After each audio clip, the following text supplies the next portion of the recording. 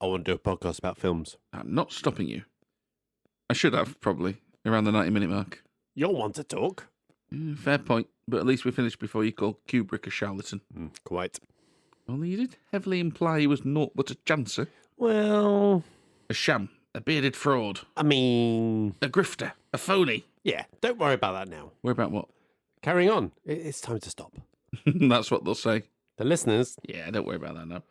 Anyway, shall we do one now? A swindler, an imposter, a shyster, a rogue.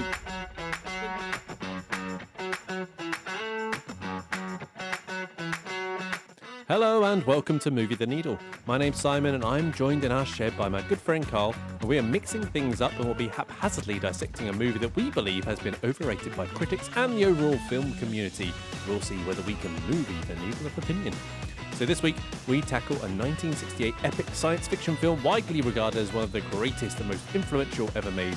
Directed by Stanley Kubrick, it sees a mysterious artifact uncovered on the moon, leading to a spacecraft manned by 2 humans and 1 supercomputer being sent to Jupiter to find its origins. Hominids and psychedelic sequences ensue. It's 2001, A Space Odyssey! Right. Going back to another episode we did. Yes, into the past. We go. Holy Grail. Yes.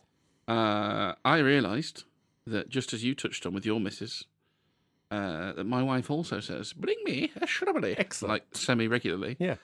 And I sort of just realised, are they asking for flowers? No. Are we terrible husbands? No. Because she knows the rules. If she asks for it, it's a month until Yeah, I ever of even course. think about it. Because Yeah. I can't be doing it in response to it. No, it'll look Exactly, yeah. yeah. That's wrong, isn't it? No. I don't know, mate. But maybe. Yeah, I feel like we might be bad husbands. Maybe we should just bring them a shrubbery. Yeah, an actual shrubbery. An actual shrubbery. Not even one that you buy like a plant. Yeah, I'll just dig one up. Yeah, I'll just dig one up. Yeah. Yeah. Definitely. There we go. Just a harrowing thought that occurred to me. It's good to see you anyway, Carl. Thank you very much. Feels like it's good to see you as well. Been a while. I mean, it's only been like 2 weeks. It does feel like a long time. You know, I missed you. Mm. Not much, but some. Enough, yeah. Some, yeah. It's there, isn't it? I do have a game for you today. I'm excited. More excitingly, I do have a theme song Yeah. to said game. I'll be honest, I'm expecting it now. Yeah, that's the problem. I mean, Theo and Emma both said I need singing lessons. I was like, No. that's kind of the point. No, yeah. You know, if it was good, Yeah. I wouldn't want to do it because it Do you know felt what? like I was showing off. If you get singing lessons, you won't be able to do a theme for about a year. Why is that? Because there'll be an intervening period when you'll be better than shit, but not good enough to be putting your singing voice out there. Right. Because everybody will be like, what's this guy? This guy can't sing. What's going on here? So where you are at the moment, Obvious. it's brilliant. Yeah, thanks. Gloriously shit. Did you see, Carl, in the news? Again, I know we shouldn't do news because it somewhat dates us, but this episode is actually going to be only released like a week after we record it, so it's fine. Sir Matthew Vaughan. No, I didn't see that. Yeah. Or to give him his full title, Sir Matthew Allard de Vere Drummond. Oh, you do surprise me. A real man of the people. Yeah, well, this is Guy Ritchie's thing as well. Guy Is he Ritchie's like similar? yeah. He's got a rather affluent background that he does not like to. No, put forward, wouldn't look good, would it? No, But he was knighted for his services to the creative arts, mainly through Kick-Ass, I like to think. But we'll see. And it's just a coincidence that he is a Tory supporter and has served on a committee for a Tory fundraising ball. But mainly the fundraising, mainly the arts. Yeah. Just to be clear. But well done, Sir Matthew. There's Speaking of honours, not enough vowels in his surname. there's 2. Yeah, but there's one missing in there. I mean, sure. Speaking of honours, we've been bestowed the honour of being a verified critic on Rickoby. I think I'm saying that right. What is Rickoby, you ask? Yeah, and I did. You did. So Rickoby helps you discover what to watch next with AI-driven recommendations, expert reviews, that's us, and a vibrant movie community. Whether you're a cinephile or a casual viewer, Rickoby ensures you'll never waste time deciding again. Now, you've put us in the hole to these people, haven't you? I mean, We're no. going to get kneecapped over unpaid net, sorry. No? You said you got drunk and signed up. No, that was for Letterboxd. Oh, was it? That's fine. I went pro for Letterboxd. Oh, yeah, okay. I had a few too many, and the $16.99 seemed like a great idea. You just did it one go. Boom, straight there for a year. Showy. I know. Oof. I know. Well, that's what happens. You have a few beers, you make poor decisions. Yeah. But I mean, Rakobi's completely different. It's definitely not just a shit Indian letterbox. Oh. It's not. I said it's not. Right, and now we're in the hole. Yeah. Jesus. But yeah, I mean, at first glance, there's some similarities. But we are a verified critic on there, so it's already awesome. Does that mean like we get like votes like In the Oscars? Yeah, I'm pretty sure. Yeah.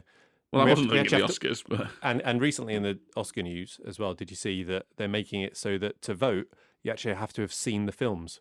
yeah, that's worrying, isn't it? That's a new rule. Yeah, that's worrying.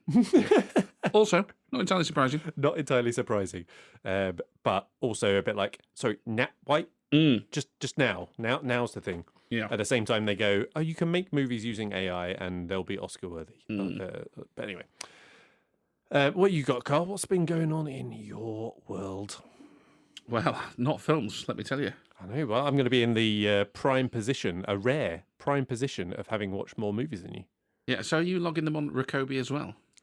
I've not done anything on Rakobi yet. Okay.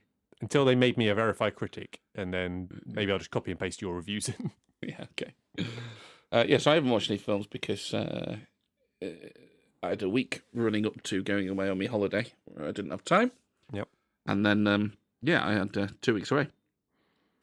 Have a good time? No films. I had a great holiday, mate. Excellent. A really great holiday. Did you get spat on by a camel? No, I ate one. You ate a camel? Yeah. Well, not a whole one. No, Yeah. if you'd eaten a whole camel, Yeah, because I they are huge. yeah, I don't know units, like. whether I'd be impressed. Oh, I think you'd have to be impressed. Kind of terrified. Yeah, you'd have to be impressed, but Yeah. I'd be on the way out, I think. Yeah, Um, that'd be a hell of a challenge. What would you have to get to eat a whole camel? Because usually it's like, oh, you get your meal for free. Like, you'd want a bit more than that, wouldn't you? yeah, I'd say so, yeah. How was I don't- camel I anyway? don't Was know. it nice? Yeah, well, this brings me on to game theory. Oh, You familiar with game theory? Yes, yeah. Yeah. I have a kind of understanding of it. Do you want to throw it out there? What game theory Yeah. is. The theory Well, just of your games. understanding. No, you just talk, because I'll look like an idiot enough in this episode. No, yeah, so fair enough. I mean, that was my intention with asking you, but there you go. So camel, right? My headline for camel would be not as nice as beef, Right, okay. which I realise in true movie The Needle simple 5-point scale fashion doesn't actually tell you what I think about camel. True. Moreover, just what I don't think about it. Yeah, but how do you think about beef? I Yeah. suppose? I come on to game theory. I mean, surely it's a given that I like beef. Everybody likes beef, don't they? I mean, I suppose there's people out there that don't. Vegetarians? Yeah, but do they like it or? That's true, yeah. They might really like Are they just being showy? it. We've sort of moved away from sort of nationalities now onto just like demographics, Yeah. just various demographics. So when people talk about meats, when they start saying things like rabbit, yeah, it's nice, it's gamey. Gamey. Yeah. I think what they really mean is it's not as good as chicken. Right, I think it works for red meat as well. So if it's red meat, what they mean is it's not as good as beef. right. Yeah, it's nice. Gamey. So, Gamey. Is it nice, or is it a slightly inferior version of your meat of coloured choice, or whatever? And that's kind of where camel is. It's nice, just have beef. What did you eat it in? It was a steak. Oh, just. I mean, I've had it before in a burger, Hmm. but a long time ago. But I had it in a steak, and it was perhaps a bit lighter in flavour, not quite as beefy as beef, but it's in that sort of ballpark. Mm-hmm. Not as good as beef. Well, there you go. Just have the beef. Would be my Game theory? Yeah, my theory is when people say it's gamey, what they mean is, game it's theory. not as good as chicken. For goodness sake. Oh, well, why? What were you going to say? I didn't even understand what you're talking about. Okay, good. Let's carry on. Yeah. Yep, good. But no, I did a great holiday. So I did message you as well, didn't I? Saying that when we were in the airport in Egypt going back, I'd been called to the desk to say, "So is this your suitcase?" A classic Carl Yeah. moment was sure to happen. Yeah. Well, It's almost like you do it on purpose. I just so know. you can tell Yeah. stories. Yeah. I ripped the own tags off my bag Yeah. to go. Let's see how they handle this. Yeah. So yeah, we obviously joked about how my bag's definitely not making it back. I wasn't joking. Well, I mean, you were playing the odds. You were playing the odds. But I tell you what, it's up there with the resurrection as far as Easter miracles go because it turned up. It turned up, right? In one piece? Yeah. And do you know what? After I'd messaged you that, right, I was in such a good mood. I had such a great holiday. I was actually thinking to myself, oh, it's actually good that this has happened because then imagine how pleased I'll be when it turns up. That'll be a nice surprise. Wow, that is a positive attitude. No, I was really. Yeah, adversity is just there to make you feel good about things. Yeah. There you go. I figure that's how working class Tory voters must feel. Where it's like, thank you for doing the absolute bare minimum, not shitting on me as I vote you in, and you further your own interests ahead of mine. I'm just glad to be alive. I honestly didn't think this was going political, but there we go. Neither did I, to be honest. I've not got that bit written down, but just can never stray too far away from it. See, I was expecting you to be coming on here slagging off something or someone. Or No. something that's happened, but no. No. I had a wonderful time. Well, let me take that role. You know what really grinds my gears, Carl? Yes. Fucking Yodel. Yes. And you're not familiar with Yodel? They're the worst delivery service known to man. Ooh, that's a bold claim when every exists, isn't it? I've not had as many issues with every as Yodel. Yodel every single time. What about when they were called Hermes or Hermes? Are they the same company? Yeah, they rebranded to Every. Well, no, I think still just Yodel, just Yodel. Okay. But anyway, is there a shitter, less reliable one? Well, maybe, but in my experience, no. I've written here. Yodel can fuck off back to the Swiss Alps for all I care. So I think, yeah, I think because of the yodeling. Yeah, I don't remember writing that. I surprised myself. Yeah. So I have ordered a package from Vinted. Not slagging off that brand. I like Vinted. Good. The package started off in Birmingham. All going to plan so far. It made it to Leeds within a couple of days. Seems to be going in the right direction. Yeah. Birmingham to Leeds. I'm no geography expert, but that is generally north. It's closer. Leeds is closer to us than Birmingham is. Yes. Yeah. Next update, it's gone back to Waltham Cross, which is definitely south, Down south, outside of London, just on the outskirts, just along from Watford a little bit. Never heard of it before. Oh, I'm familiar with it now. Because guess where it is still? Is it 7 Waltham days Cross? later, Yeah. still at Waltham Cross. Yeah. It's so far gone from Waltham Cross distribution to Waltham Cross van, and back again, and then back to the van, back to Waltham Cross. Then it's been misrouted. Still in the van. It's probably not going to turn up, is it? Well, I got on the live chat today. Liars. Oh, yeah. That's all they are. Oh, yeah. You can expect it today. Yeah. Can I? Yeah. Can I expect it today? They can't deviate from the script. This is the problem. So because it says it's 200 miles away. Yeah. Is it going to be delivered today? Seems unlikely that It's that ridiculous. van is going to travel 200 miles in one trip Yeah. just to deliver my parcel to a Morrison's in Harrogate. I'm going to let you Seems bring me unlikely. down to your level for just a minute because it really fucks me off, that stuff. Because you can see something has gone wrong here, but and it's not even their fault because they will not have the option on their screen to do anything until it fully goes wrong. Yeah. So don't wait until then. Don't wait until then. 15th of May. Step in I have now. to wait to. So, which no, is no. We'll have to lose 3 it weeks. first before we can do anything about it. Oh, brilliant. Yeah, that's really helpful. I wouldn't mind if it hadn't been updated and it's just the tracking's gone. They know they know where it is. It's in a fucking van. Nowhere near my house. Anyway. I did ask you, had you sent it to Watford? And you greeted me with complete confusion. No, what you said was, had you sent it to your brothers? Yeah. But well, I just Neither assumed... of my brothers live in Watford, Right, so yeah. that was confusing. What a silly assumption from me. And how would you ever be expected to join those two dots? What? I genuinely didn't understand why you were No, talking I know about you didn't understand. But Watford's where you grew up. Yes. Your brother grew up with you. Yeah, most of the time. Yeah. And you were selling stuff to your brother's house over few Christmas. years where he didn't. Right. Yeah. There were dots there. That's what I'm saying. I didn't join those. I was No. too blind with rage to join well, any dots. yeah, maybe that's it. But anyway, Do do you want to talk about the movies you've not watched? No, go on. I've got one more go Egypt on. note. Go on then. Oh, I've got two actually. One is Oh, a movie Jesus. related Do you one. want to No, save one's a one for movie next related week? one. No. So we did a day trip to Luxor. Very nice. Oh, fantastic. Really good. Luxor's the one with the pyramids, right? No, that's Cairo. Oh, Luxor's the one with the Sphinx, right? No, that's Cairo. Well, more Luxor's specifically the Giza. one with the pyramid, right? No, still Giza. Camels? Well, yes, there's camels that look... Knew it. Camels are fairly... Nailed it. Fairly numerous in Egypt, Is it to the be one fair. with the Valley of the Kings? It is the one with the Valley of the Kings. Oh. And also, let me skip ahead to my other note. It's the one with Karnak Temple, which, Simon, is a movie location. Oh, for? Many, many movies, but Okay. the one I was most excited about. And I would say, for the columns in Karnak Temple in particular, the most famous one, it is James Bond and the Spy Who Loved Me. Okay. When he's chasing Jaws through the temple. There we were. So Did you reenact it? yeah, I did. Filmed the video with the eldest. No good. Let's put it on socials. No, God, no. I'm not about that life.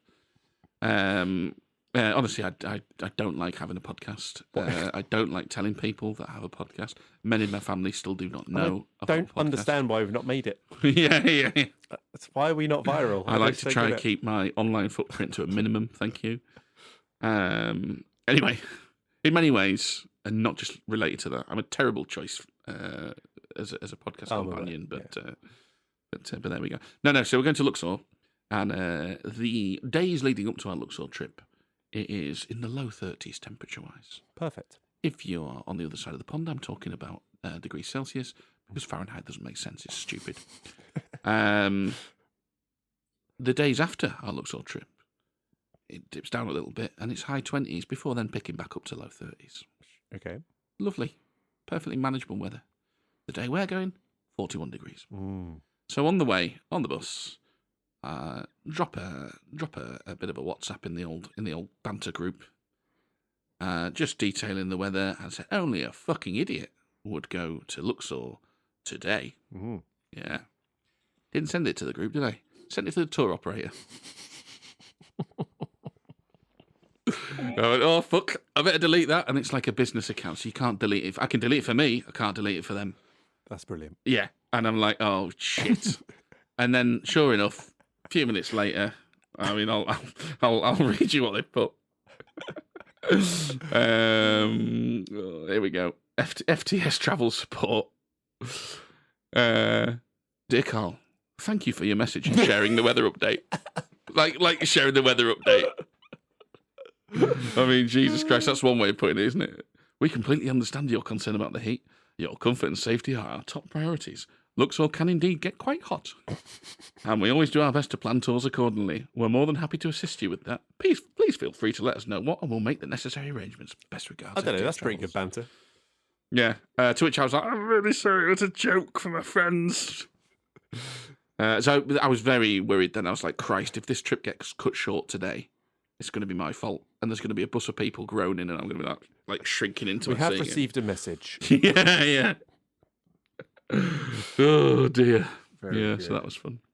All right, I'm going to talk about movies now. Yes, let's talk about movies.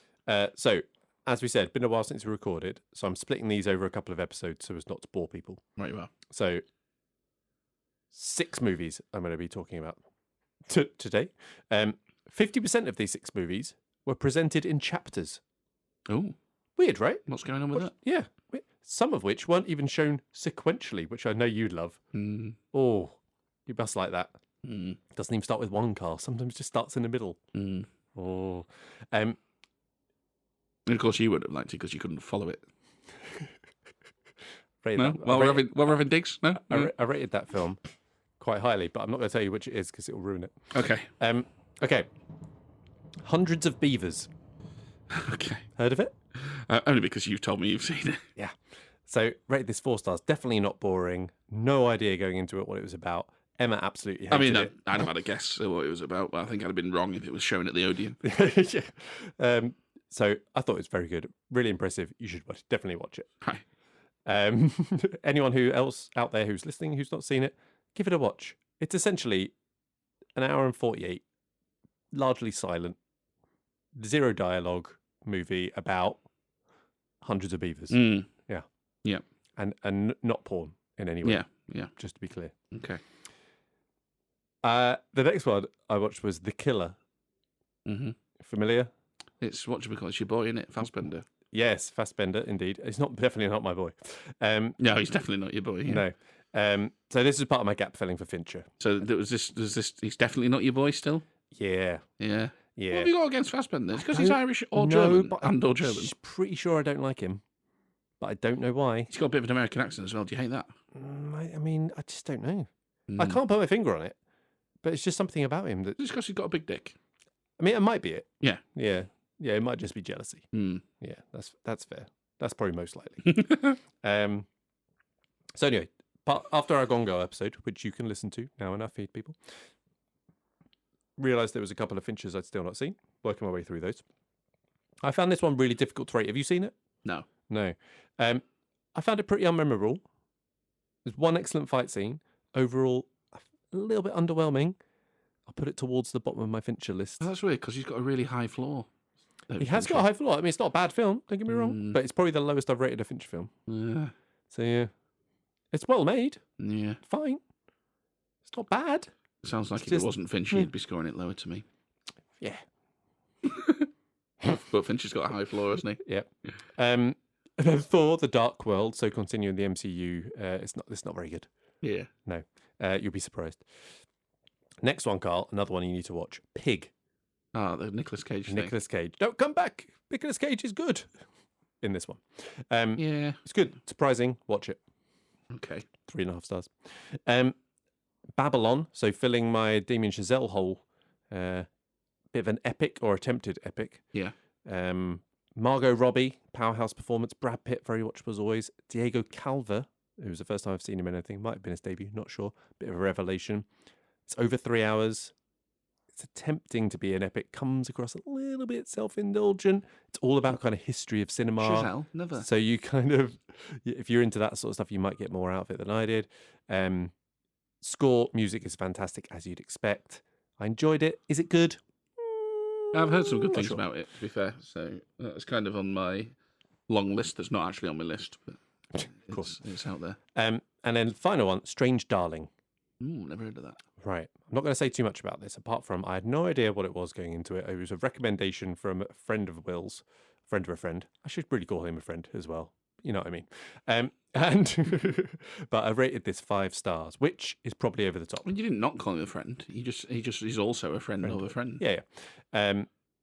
But being true to my style over substance reputation, it looks great. It has 2 great performances from the leads. I may have got carried away with it, but loved it. Emma stopped watching it right before it got good. She's like, Yeah. this is not my sort of So film. it's I'm the leaving." flowers thing again, isn't it? I was just about to buy you some, I and now you've made, her, asked. I made her finish watching it the next night. I said, you need to give this a Yeah. chance. She didn't like it. Before we move on to the film, Carl, have we got any apologies or corrections, legal or otherwise? Yeah, I've got a couple of apologies. We also got some feedback from the Gone Girl episode. I know you've engaged with Johnny on Twitter with some of it, but he also he sent me in some stuff about recasting his suggestions for recasting, which I thought was very good. Yeah, go on. So for Affleck's character, can't remember the name. Johnny is Kate's husband, right? Yeah. Yeah. Just being clear. Yeah. Hi, Kate. Okay, number 1 listener. I can't remember Affleck's character name. I mean, obviously I can, because Yeah, it's very good and memorable. Well, Fincher has got a high floor. He does. Yeah. Okay. So anyway, Affleck. Let's say Affleck. Josh Hartnett. It's not Gary. It's not Gary. No. Carry on. Josh Hartnett. Oh, Josh Hartnett, yeah. Oh, yeah. I thought it was quite good. He also said maybe Jeremy Renner, and he said that because he quite liked the shout of Amy Adams for Rosamund Pike's character. Cool. So you just reunite after Arrival. Yeah, exactly. Yeah. And I thought Amy Adams wasn't a terrible shout for that character either. I mean, Yeah. give it more bloody life than Rosamund Pike did. But Charlize Theron, he also suggested for the Rosamund Pike character. I think it's a very good shout. Yeah, I like that. I like both Yeah. those. Well done. Again, bit more life about her, but definitely got the scheming sort of thing down. For Neil Patrick Harris's character, again, can't remember what it's called. Desi. Desi, yes. Remember that one. Ed Norton, which I think is a great shout, because I think he is... He can be unsettling. He's as believable enough to have actually got the girl in the first place, but definitely a fucking weirdo. That's a really good shout. He mentions John Hamm as well, which I think I mentioned.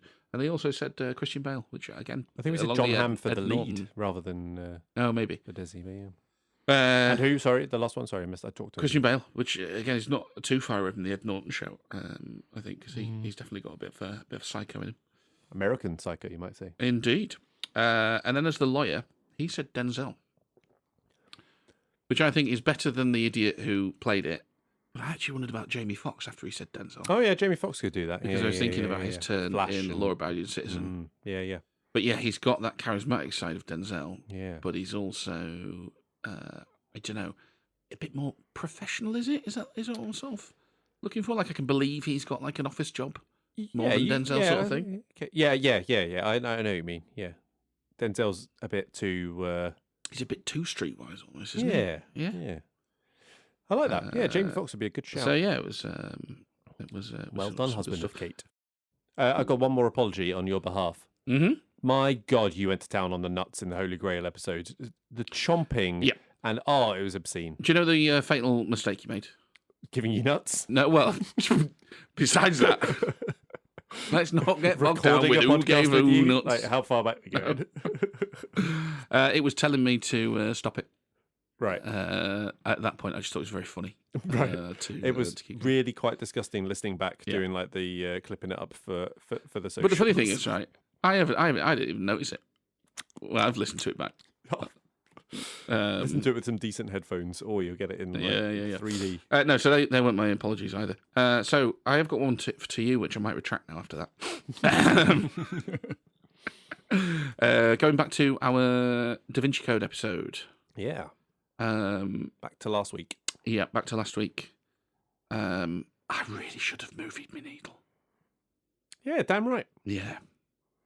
And instead I stuck where I was with like, and moved the rewatchability thing down, which is true. I kind of just wanted to keep liking it, but since we've recorded, I've been laid awake at night, tossing and turning in bed, and I was just like, I want to like it, but it's not actually.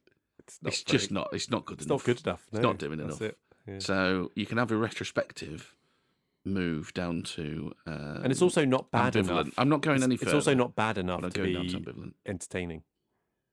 No, it's in that horrible grey zone of just.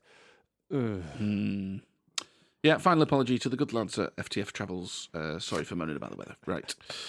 Carl, I'm thirsty. Yes. I'm not actually thirsty. I've just finished this beer. But please do. Don't worry, this one will take you a little while. Unveil the ale. So the movie is 2001, A Space Odyssey. I'm expecting something cosmic here, Carl. I'm wanting something to do with stars or planets or silence. No, mate, this is continuing our trend of tramp steamers. And this is Sakara El King, 15%. So how's that related to the film? El King, Sakara. Does Sakara mean something? Did you hear that bit where I said, no, mate? Oh, it's literally nothing to do with the film. No. Oh, okay, fine. Well, did you say 15? Yes. Sorry, that took a while to process, which is going to be a common theme in about 10 minutes. Yeah. Where a lot of things are going to take a lot of time to process. So, 15%. That's red wine territory. We've had a few strong beers on this podcast, and every time we have one, we go, do you know what, that's not bad. And last time I went away, I went to Amsterdam, I brought back, like, what was it, a 12% one? And we went, do you know what, that's not that bad. So let's just see how far we can push this. Okay, apology in advance. I'm so sorry, people. We'll try and keep this short, because otherwise it could get messy. It's mercifully cold. Yeah? Well, we'll just stay. Here he goes, he's drinking, ladies and gents. Oh, he's wincing, ladies and gents. He's not. Yeah, I'm going to drink this while it's cold. Yeah. Oh, he's going to drink it quickly, ladies and gents. Yeah, that's got something to it. Got a kick. All right, thanks, Carl. You're welcome, mate. All right, let's introduce the film, which today is 2001, A Space Odyssey. But first, a reminder of our ratings. Simple 5-point scale. Whether really like it, we like it. We're ambivalent, we don't like it, or we really don't like it. So, Carl, where are you on the scale? Can I just shock you? I like it. Yeah. It's a weird one, this. So, I didn't enjoy watching it. So it's really difficult to fit on a scale of like, because it's like, where does it fit? Because surely you've got to enjoy something to to like it. Yeah. It's a conundrum. It's like I think it's good. There's good aspects to it. Like there's a lot of good stuff. Do I like it? I think I've just got to go ambivalent because I'm too all over the shop. Fair enough. So, Carl, what's your opening? So my teaser for this, right? Because I'd watched this for the first time recently. You did. So we talked about this in the recent pod, and my teaser was this is obviously one of the most iconic films of all time, and that is obvious why when you watch it. But it might be one of the most pretentious films of all time. So I watched this. I wrote a big, long, contemplative review because in many ways it is my kind of film. Like I like ambiguity. I like wandering off with my thoughts and exploring what things mean. But that's me liking it, right? Do I actually think it's any good? It's technically brilliantly presented. I'm sure we'll talk loads about that. But there are problems, fairly big fecking problems as well, with fecking bells on them. A bit of Father Ted there for you. Especially on the plot side of things. And sort of, I go, would I recommend it? I'm not sure. So I think I like it. I do think it's not that good. And just a reminder, we're talking about something that is rated so very highly. Yes. So it's all relative, right? Yeah. So when I say it's not that good, I'm saying it's not. We're not saying it's bad. Yeah. Yeah. Yeah. And I think like, in spite of those apparent ratings, I think for a lot of people, this movie is boring and they wouldn't click with it. And I'm not saying that they're doing it wrong or somehow I'm better because I get something more out of it. This sounds a lot like what you've said to me on the past, to be fair. Yeah. I'm just recognising that people consume things different ways. I think people are well within their rights to say that this is boring, pretentious rubbish. I think you can't invite the viewer to do all the heavy lifting, find their own meaning in it, in the way that this film does ask that of the viewers, and then tell them afterwards that they're wrong when they arrive at a conclusion you don't like, which is what I say to you all the time. Yep. But where this is slightly different, I think if there are a more coherent message to this film, one that isn't so loose and open, then you might have some pushback on that, because you might well be able to go, this is where I'm going to protect my right to tell you you're wrong. You might be able to go, well, no, you've just missed that that's going on, or you've just slightly misunderstood this. But this film is so devoid of that, purposefully so, that it becomes very difficult to tell someone they're wrong if they say it's boring rubbish. And I think it's a really fair criticism of this film. So the question to answer today, Simon, Kubrick, genius or charlatan? Well, we'll definitely. Yeah. I mean, there might be an in between, but that's not as fun as it. No, that's it. It's a 2-point scale. It's a simple 2-point scale. So, I mean, this is undoubtedly a technically impressive film. We're going to talk a lot. I'm going to talk a lot, at least, about the production side of things, which is a fascinating thing to read about. You can lose hours reading about the production of this, particularly for its time that it was made. It's obviously very influential to future/current filmmakers. And I'm going to talk about a lot of great stuff. But for me, it is a film that whilst I can appreciate it, I really struggle to enjoy it. And just coming on to, would you recommend it to someone? It would really depend on the person. Yeah. Right. The casual movie fan person who goes to the cinema, sees big blockbusters and stuff, I'd struggle to do that because I don't think it's very entertaining. No. And is entertainment one of the kind of cornerstones of what film should be? For some people, yes. For some people, no, you can get lost in the art of it. For me, I mean, you should be all over me. Style over substance. I mean, it's got a lot of style. Unfortunately, I think it thinks it's got a load of substance. And as you've already said very nicely, it leaves it so open-ended that people can read so much into it. And I think intentionally it has been a lot left there to read into it. Yeah, there is Kubrick's intentionality. Intention, yeah. But yeah, for me, it's just not for me. The critics, Carl. So obviously we're against public opinion here, generally speaking. So some of the critics, like little descriptors. The film is exciting. Let's try that again. The film is as exciting as the discovery of a new dimension in life. So exciting. Okay, anyway, we'll come back to that. Stanley Kubrick has created a real mind bender. 2001 is at once believable and astounding, intriguing, if not boggling to the mind, dazzling, if not bewildering to the eye, and wax loosening to the ear. With space travel, it takes an exceptional film to stop me yawning, but then 2001 Space Odyssey is an exceptional film. And then finally, notwithstanding the rather tiresome middle sections, thought the middle sections were the best bit. Yeah, agreed. 2001 A Space Odyssey is a sight for the eyes and a bolt to the cerebellum. The opening and closing see to that. Yeah, that's weird. Counterpoint, though, Pauline Kael in The New Yorker. It's a bad Simon, a movie director begins to think of himself as a myth maker, and this limp myth of a grand plan that justifies slaughter and ends with the resurrection has been around before. Different angle. Yeah, okay. Not good. It sounds like she's got a bit of an agenda there. Yeah. That was from a Christian Weekly. No, not really.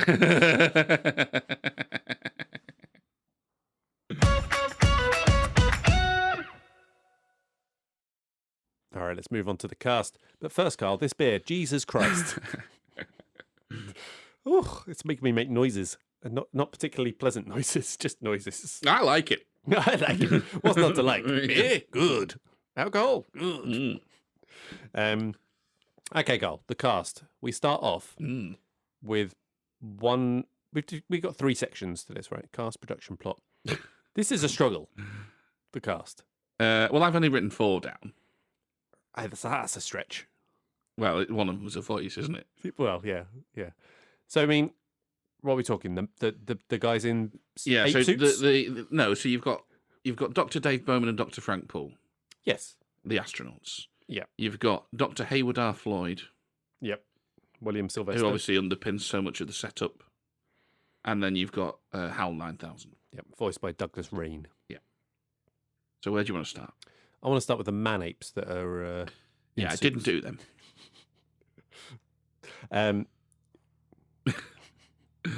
No, I still did not have sex with an ape, Simon. Okay, fine. Just checking. But just to touch on those, the primary ape was played by a mime, Daniel Richter. And I'll come on to Daniel Richter later. The others were played by his mime troupe. Who knew mime troupe was a thing? Yeah. Ever seen a troupe of mimes? Not a troop of them, no. Yeah. Anyway, where do you want to actually start? Dr. Dave. Dr. Dave, yeah. So I've kind of grouped Dr. Dave and Dr. Frank together. Okay. Because they're barely 2 characters. Yeah, okay.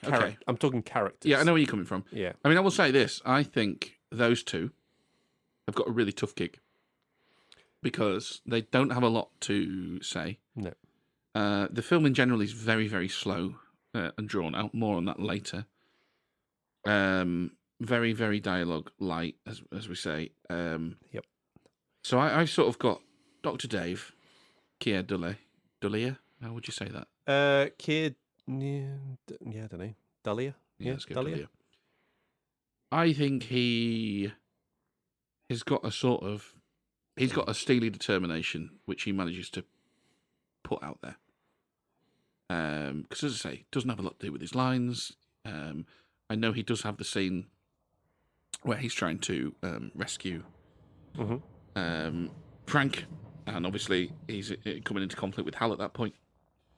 But it's not like he's been an action hero in those points again. No. Even that is very, very slow and drawn out.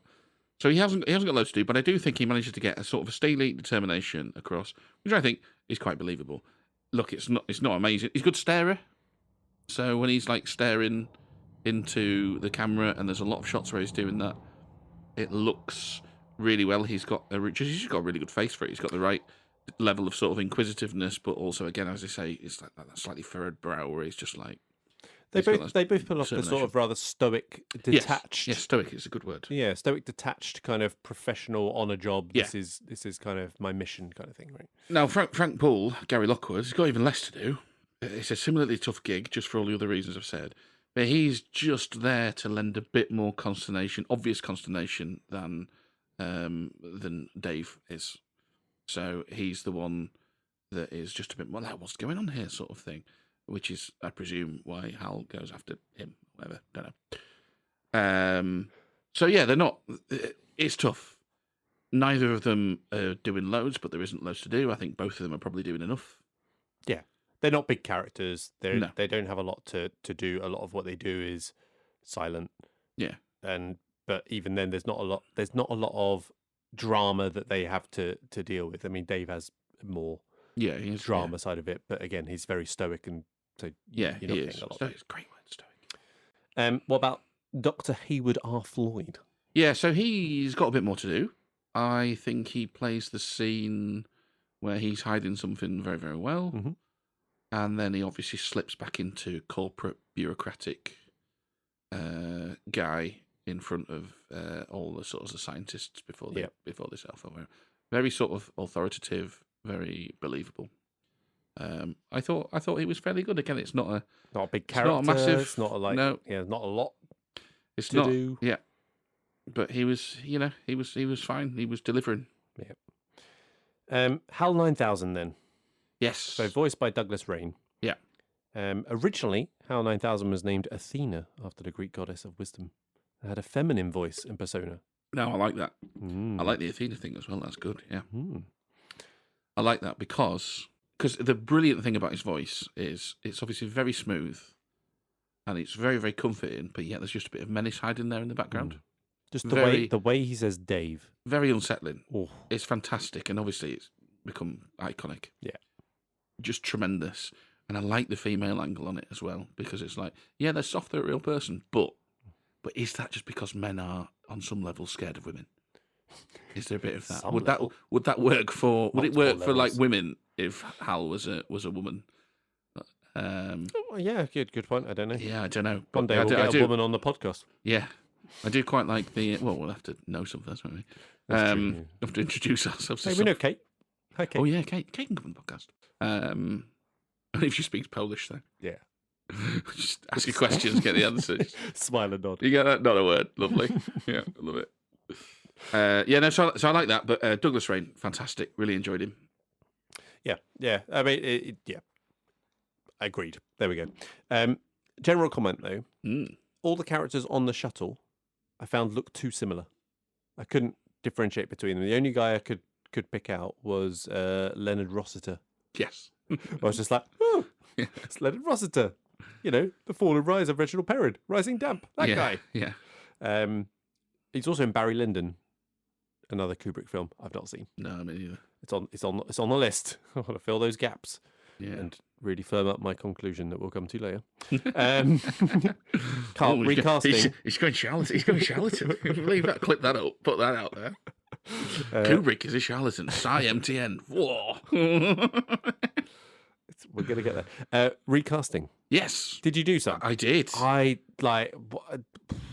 do you go with this? I did. Now, I've 1968 casting? Yeah, I've got you a 68 one and I've got you a modern one.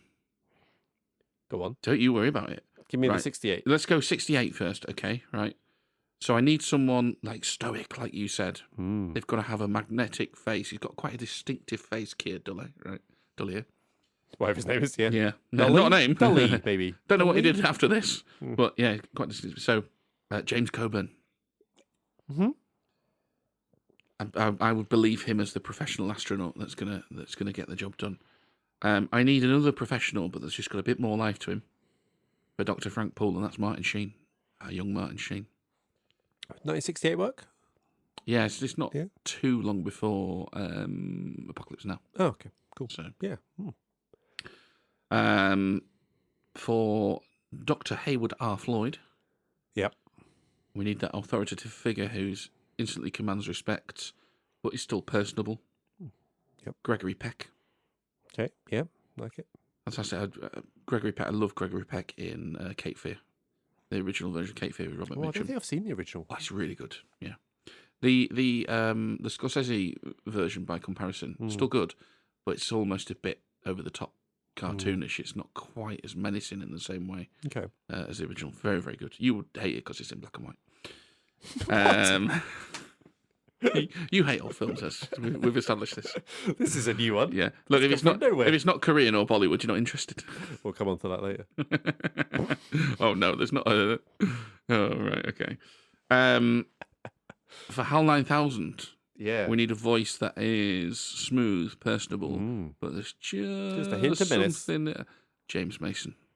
Okay, help me with James Mason. James Mason is in. Oh, what would you have seen him in? Well, I know what he looks like. James. Yeah, you'll know. Yeah, you'll know what James Mason looks like. Yeah, I mean, I'm struggling. he's in The Last of Shayla. He's brilliant in that, which you haven't seen. That he's in 20,000 Leagues Under the Sea. You haven't seen that. No, it's fine. I mean, it's my problem, not yours. Yeah. Oh, he was in Lolita, one of Kubrick's. Yeah, he's in absolutely. So that would have been a good shout because likelihood might have actually been in it. Yeah, that's true actually. Yeah. So again, great voice. Was in North by Northwest. Yes. There you go. North by Northwest. Great voice. Bit of hint of just sort of something's a bit off there. Very, very good. Right, modern. I just made a face at North by Northwest, by the way. Yeah, well, we might be able to do North by Northwest then. I don't dislike it, by the way. Anyway. Well, I mean, it's old though, isn't it? So you're off to a bad start. But it's colour, so that brings you up to ambivalent at least. Look. My thing with old films is that I like much of what I see. I just don't watch that many. Look, this is all your dad's fault. We've done this before. Yeah. We've been over it. I've told him. Yeah, absent father. You've told him? No, I'm not really. I'm so sorry, Simon. Break his heart. So sorry. Okay. Right, so you modern recast him. Yeah, go on. Right. Who's the director? Go on, who would direct it? I didn't go on, who direct just off the top of your head? Oh, well, it'd be Nolan, wouldn't it? Yeah, it would. It'd be Nolan. Well, he basically did Interstellar. Same thing, isn't it? Did he? No. Or did really. James Mangold do it with an Astra? My first thought was Cillian Murphy for Dave. Sure, yeah. Great face. Yeah, basically did it in Sunshine. That's fine. But Adam Driver. Yeah. Makes another appearance. Hi, Adam. Adam Driver for, again, that stoic professional, but obviously can look good in long periods of silence. I'm going to say this in the nicest possible way. Mm. He's a bit distracting looking. Yeah, I know what you mean. But I think that's okay for a film that is so aesthetically driven. So I think I think the astronauts have got to be like chiseled, and not chiseled, but like not remarkable. Do you not think he's got a bit of retro good looking about him? I think he's an attractive man. Don't get me wrong. I don't conventionally. I would say he's not a modern. In the modern eye, I don't think he is. But I think he's. I don't know. Yeah, I think that's maybe he's not traditional. You know how like John enough. Hamm. Yeah, a John Hamm look, but not John Hamm. But he's not as good looking as John Hamm, but he's in that same sort of ballpark. Anyway, never mind. We'll do a whole episode on sexy men. I think would knock it out of the park, I'm sure. I think about it a lot, to be fair. Gary Lockwood, so Dr. Frank Poole, modern recasting. Again, I want somebody astronaut, but just a bit more. He's just going to be a bit more. What's this? What's going on? Robert Pattinson. You love a bit of Arpats. Bit of Arpats. He's gonna knock that out of the park. Don't you worry about it. Would he do his squeaky Mickey 17 voice? No, he wouldn't do that. I did not enjoy that. It was weird. We didn't really talk about his voice much. We mentioned it. It's a bit weird. I mean, it was funny. It sort of worked for that side of it. But yeah. Anyway, Dr. Hayward R. Floyd. I need someone authoritative but like personable. Yep. And it's David Strathairn. What? You know who David Strathairn is. How do you spell You David might have been Strathairn? saying David Strathairn like David Strathairn. Because that's how everybody says it, and then you read what he's got to say about it. It's like, please say Strathairn. Yeah. He was in The Firm as his brother in prison. He was in Nightmare Alley. He was in Nomadland. Oh, yeah, I know him. Yeah. Oh, yeah. Yeah. Cool. And then the easiest choice in the world he's a bit of a daddy, isn't he? In a very, very caring, gentle sort of way. Yeah. He's your daddy, isn't he? Yeah, he could be. Yeah. He could be daddy. And tell you what, I'd love to go for a pint with David Strathairn. Oh, he'd drink ale, wouldn't he? He'd drink a real ale. Yeah. Just know he would. He'd be great company as well. I bet he's a great raconteur. Anyway, HAL 9000, the easiest recasting in the world. Because they've already done it in Spacey. Moon. Kevin Spacey. Yeah. Yeah. No, good stuff. Well done. You did the work. I did not. Well done. I do the work. All right, let's move on to the production. I'm a bit worried, Carl, because at the start of this podcast, I said this could be a long one, right? If we compare the size of notes, like let's say the length of my notes for the cast was me. The length of the notes for the production is Michael Fassbender. Right, yeah. Yeah? So I've got a lot to say here, Yeah. potentially. Yeah, good. And you always have a lot to say. Well, yeah. So this could go long. Right, anyway. Stanley Kubrick. Stanley Kubrick. He's one of those, right? Genius or charlatan, you decide. He screams cinephile, doesn't he? Specifically, you. He screams cinephile, right? He's influential. He's an auteur. Yeah. Yeah. You use these words, right? Cinephile and auteur. You already sound like a wanker just by saying these words. I love it.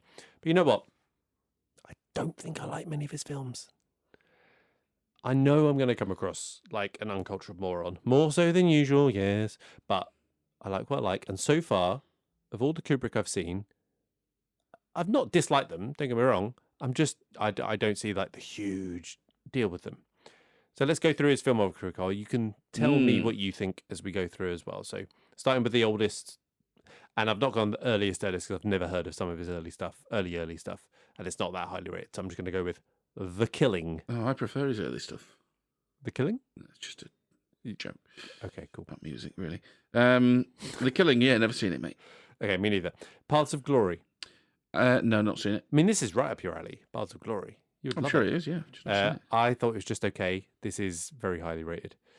Spartacus? Never seen it. You've never seen Spartacus? I've never That is seen genuinely Spartacus. surprising. Yeah, I've never seen Spartacus. I've not seen either. Lolita? I've never seen it. No, me neither. This is going well. Doctor Strangelove. You've definitely seen that. I've seen that. Yeah. What do you think to it? Ooh. I don't know. Yeah. I'm very mixed. I'm like, it's good. I liked it. The problem is, But- it's comedy. And comedy ages. Comedy ages badly sometimes. Can do. Unless it's Monty Python and the Holy Grail. And so, you know... Available on our feed, by the way. Oh, very good. So, you know, there's some of that stuff where you go, maybe that would have been funny back in the day. There are some genuinely smart exchanges in that film that I really enjoy. For the most part, as an experience, I'm not sure. I'm not sure. And then we've also got 2001, which we're talking about now. Barry Lyndon, we've both not seen. The Shining? Well, you've missed out one. What? The Clockwork Orange. Oh, yeah, I have missed out on Clockwork Orange. If you, You're right. you imagine missing out one, I have missed out a on Clockwork Orange. Oh, that's bad. A Clockwork Orange. Now, fair I enough. have only seen that Once. drunk as a 17-year-old Uh-huh. with a room full of mates. I mean, that's how he wanted to watch it. I'm pretty sure Kubrick said, "This is how I want you to watch this film." Tell you what, really enjoyed it. Would I, don't know, not watched it since. So Clockwork Orange, for me, was, again, one of his better ones. How did I miss that off? That's so weird. I apologise. So that is, I'm with you on that. It's not like a 5 out of 5 for me. No. But I liked it. 2001, been over that. Barry Lyndon, not seen. The Shining. Not seen. How have you not seen The Shining? It's horror. You've seen Booze Cruise 1, 2, and 3. Yeah, but it's horror in it. Not really. Well, yeah, I suppose. Again, it's fine. Yeah. For me. So it's like, it's fine. Full Metal Jacket, we both like. Yeah, I think I might be really like It's Full excellent. Metal Jacket. Yeah, it's an excellent film. It's a shame. Part of the Classics collection. Part of the Classics collection. It's been inducted. Yeah, it has, yeah. And then Eyes Wide Shut was his last one. Not seen it? Not seen it. I intended, right? I really wanted to fill some gaps before recording this, particularly Eyes Wide Shut and Barry Lyndon. But I just didn't quite. It's the big TC in it. Yeah, well, indeed. Well, that's why I assumed you would have seen it. I tell you what, I bet he's believable. I don't know what he's doing, but I bet he's believable because he probably did it. Does his own stunts. Yeah. I did think we could do an episode almost where a big Kubrick kite, Kubrick file, I don't know, someone who likes Kubrick could come on and convince us that he is not a charlatan. He is. I'm not ready to decree him No, as a charlatan. I'm just saying. You. What was the other thing? You said charlatan or Genius. Genius, yeah. That he's the genius, right? I think that might be quite fun. Because generally I've basically gone, yeah, Clockwork Orange quite like. I really like Full Metal Jacket. And then everything else is kind of like, yeah. It's easy to see why he's a genius though, right? Because oh yeah, when you look at his films, I mean even Eyes Wide Shut, right?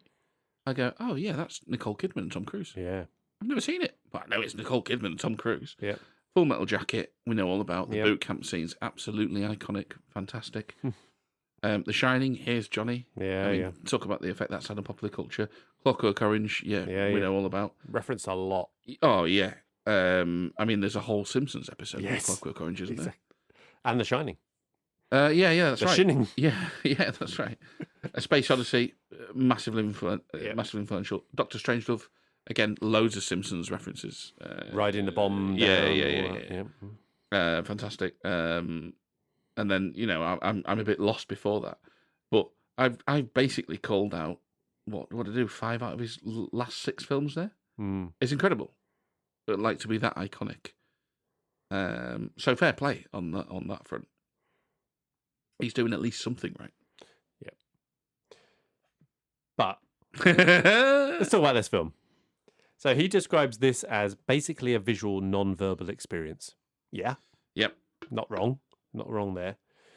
But before we deep dive, Carl, into all of its wonder in terms of production, little feature that we're trying to introduce. Let's talk about the title. Yes. What do we think about the title? A 2001, A Space Odyssey. I'm not familiar with Homer.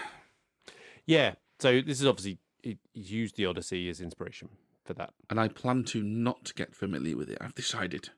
Right. Because, ahead of Nolan. Obviously, the Nolan film, The Odyssey's coming out. I was like, Don't want spoilers. Should I? No, it's not spoilers. It's, do I then get an angle on the film that I don't currently have? And I've sort of decided, no, I'm gonna not. So I don't know how that plays into this either.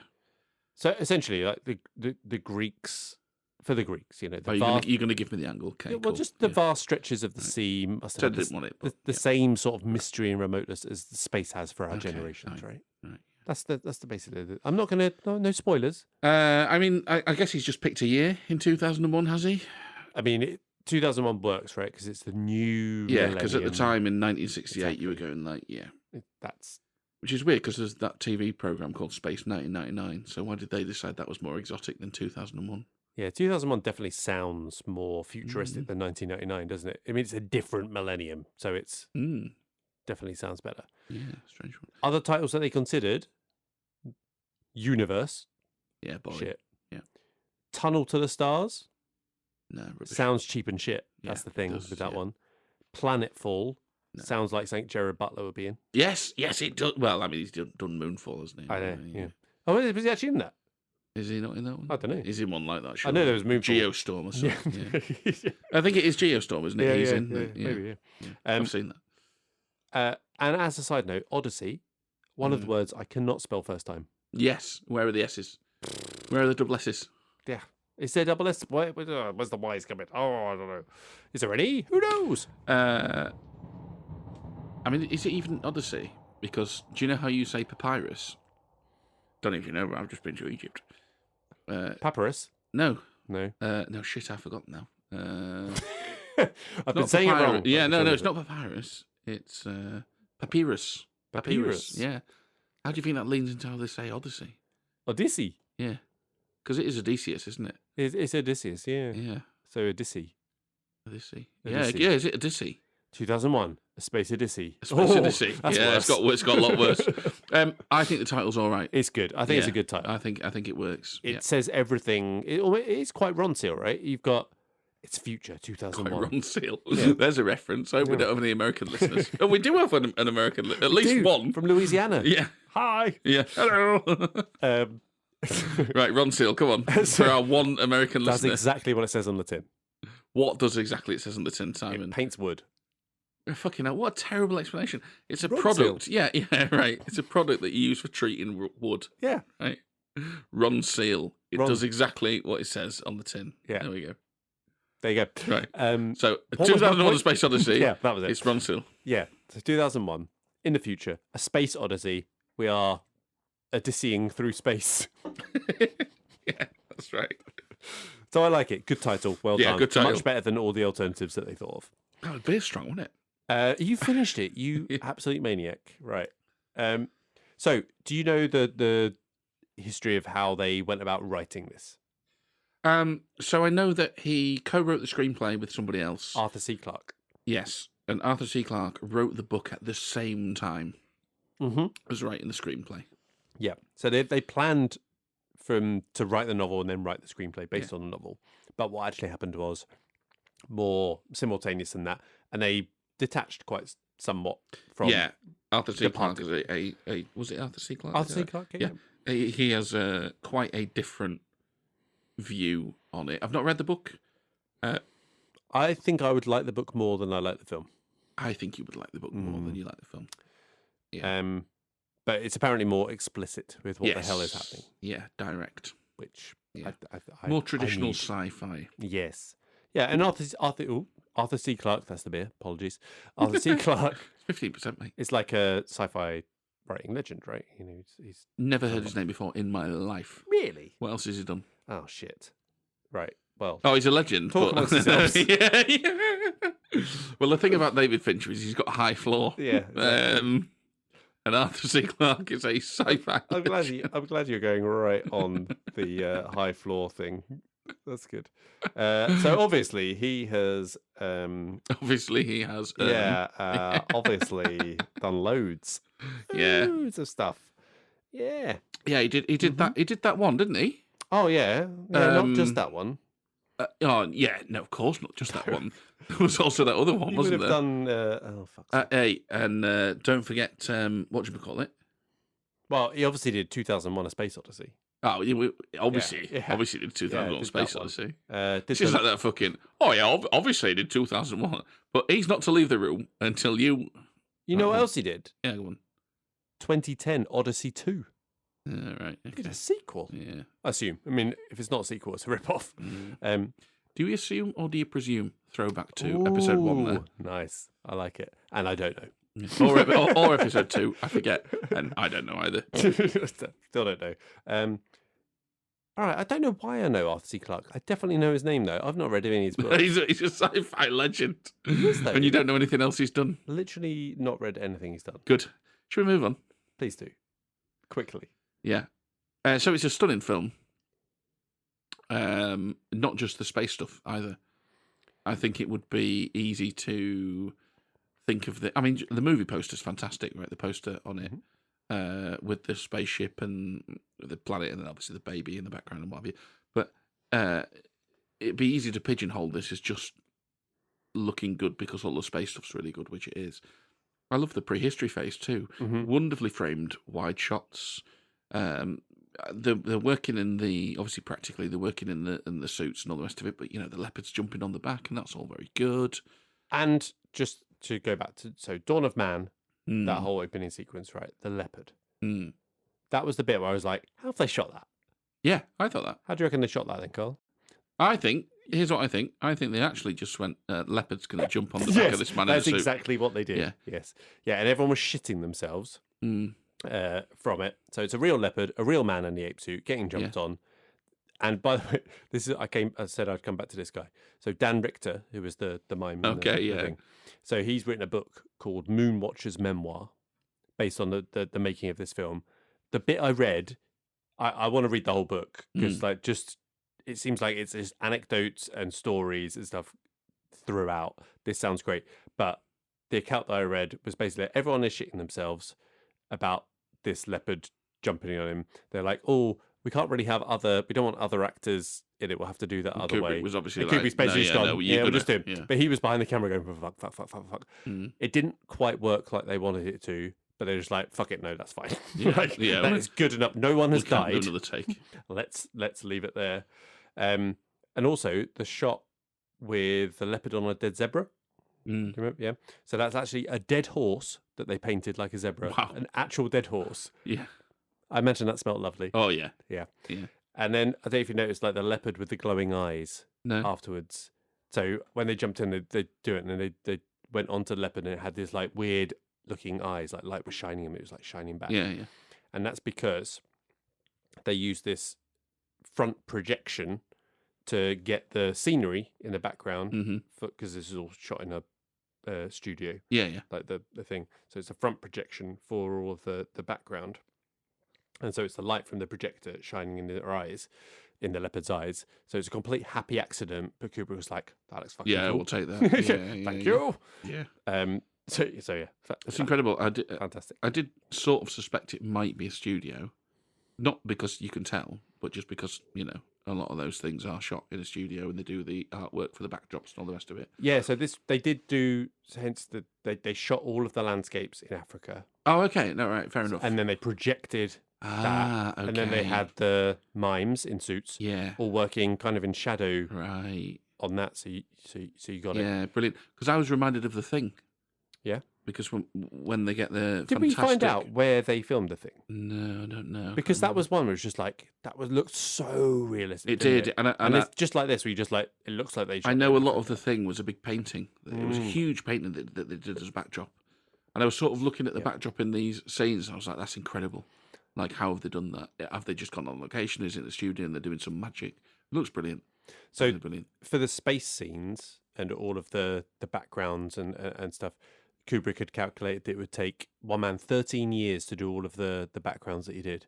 Guess what he did, Carl? Hired 13 people. Oh, How long did it take? 13 years. Yeah. Just a year. So that is maths. Yeah. Well, no, but I was just thinking, but these things overrun, and what they initially said was, So yeah, I mean, it looks fantastic. Yeah. When we get to space after the Dawn of Man bit, I thought the ship design, both external, internal, just sensational.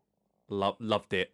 It felt like, if you think it's in 1968, that is the future, right? You look at that, you go like, definitely future. It's not like Star Wars style future. There's elements of it, like the white ships and things like that. No. But there's a lot of it more that felt more tangible. So look, a lot of the Star Wars stuff, and there's some great design in Star Wars. And for everything else I think about that franchise, a lot of the models and what have you, the ship design and stuff like that is fantastic, right? And you look at a TIE fighter and whatever the other one is called, and you've no doubt what they are designed for. They're fantastic. They're very, very militant. These designs are not that at all. They're nearly all round, or they've got something round at the centre of them. Some of them are shaped like giant penises. They are shaped like giant penises. And there's even a shot later on where there's literally a fucking sperm going into an egg. You see that in space? I don't think I noticed it. So No. I kid you not, you watch that, right? And it's towards the end, and something shoots off, all right? And it's white, going through space. It's got a tail, yeah? And it goes to this big, giant red egg. And it goes into, and it's like, yeah, could you be more phallic? He had a like few Austin jokes. Powers kind of. Yeah, he had a few jokes in this, Kubrick. I don't know if you spotted them. So funny, right? So he says there's only one intentional gag, Right, and that is the toilet rules. Yeah, Toilet rules. So that was the only intentional one. But it's funny because some of the going back to the critics, some of them have said that it's hilarious. I wouldn't go that far. Yeah, but like there are really a couple funny of, bits. there are a couple of like, oh, that's quite funny. What were the bits? What were the jokes that you spotted? Well, so that one, the toilet Yeah, rules. Now, did I write them all down? The sperm and the egg, as I say, Yeah. going on later. I mean, actually, it's even funnier that he didn't even mean that if he's just subconsciously gone. Let's do this. The eyes on the top of the helmet. Oh, right. You don't notice the eyes on the top of the helmet? No, I don't think I did. No. So when what's In the his face? spacesuits? Yeah, when what's his face? Dave. He's getting not Dave. Frank? When Frank's getting carried off, and he's spinning around with his yellow spacesuit on. That was actually comedy. There's two things on the top, Yeah. and they just look like eyes, and the shape of the space helmet makes it look like some sort of duck All right. that he's spinning through, and it looks just proper kooky and quirky. So I thought that part where, because it's focused on Dave, right, and then you just see like Frank just go, out the back, just go because there's It's no just- sound. Yeah, that was genuinely quite funny. Yeah, there's no audio cue. It's I just don't know if suddenly it's meant to be. But Dave it was looks funny. up and then away he goes. Yeah, Yeah. yeah. I thought that was quite funny. But we've talked about this before at length, the practical effects. Mm. And my God, can you tell it's all practical Yeah. in this? It's there are some fantastic stuff. The Yeah. Hominids, we've said, played by the mime troupe. And they have spent months and months getting right the movements of that. and I think it doesn't look like it's just men in suits or women, or she in suit. I bet it was definitely all men. Oh yeah. They've used the models, as you said, and some of these models are huge as well. Fun fact with the models, Carl. He had all the sets, special effects, models, and design notes destroyed after shooting was completed, so they wouldn't show up later in lower budget sci-fi films. Yeah. Why not? So, you've done the hard work. Go for it. I'm going to talk at length right now. At length. About on the Odyssey, in the circular, cylindrical, I should say, set, how they did that. The walking and running. Fantastic. There was a part where they're just walking upside down and do that. They're running around the outside of the curve. They tease it before, don't they? When the girl, I don't know if she's titled, brings them like the meal or whatever. Yeah, and they tease it before because she's like, she ends up walking all around the thing. Yeah, it's fantastic. But then, like you say, later when we get the shots where they're just running round and round, and the whole set's just going round. Fantastic. So it's a rotating set. 27 tons Ferris wheel set, they basically call it. Shots, they secured all the set pieces within the wheel, then rotated it while the actor basically just walks on the spot whilst it walks round. The camera's fixed to the inside, rotating wheel shows the actor walking completely around the set, or mounted in such a way that the wheel rotated independently of the stationary camera. It's incredible. So amazing. Metallica have a song called "The Memory Remains," and they do a music video in that same way, where the set just rotates around them, and it just looks amazing. I've no idea why it doesn't crop up more in films and music videos. It's fucking unbelievable. They do it on. It's like a room. It's like a box room where they're just stood on the stage doing it. This is absolutely, like you say, what was it, 27 tons? Yeah. It's amazing. It's so huge. And you get that sense of it when they're running around it. I was genuinely really tremendous. How have they done this? Yeah. Because they couldn't have done that. Yeah. How you think of it as like... They would have done it must be camera trickery. Yeah, exactly. But then you got... I mean, it is camera trickery in a sense, but...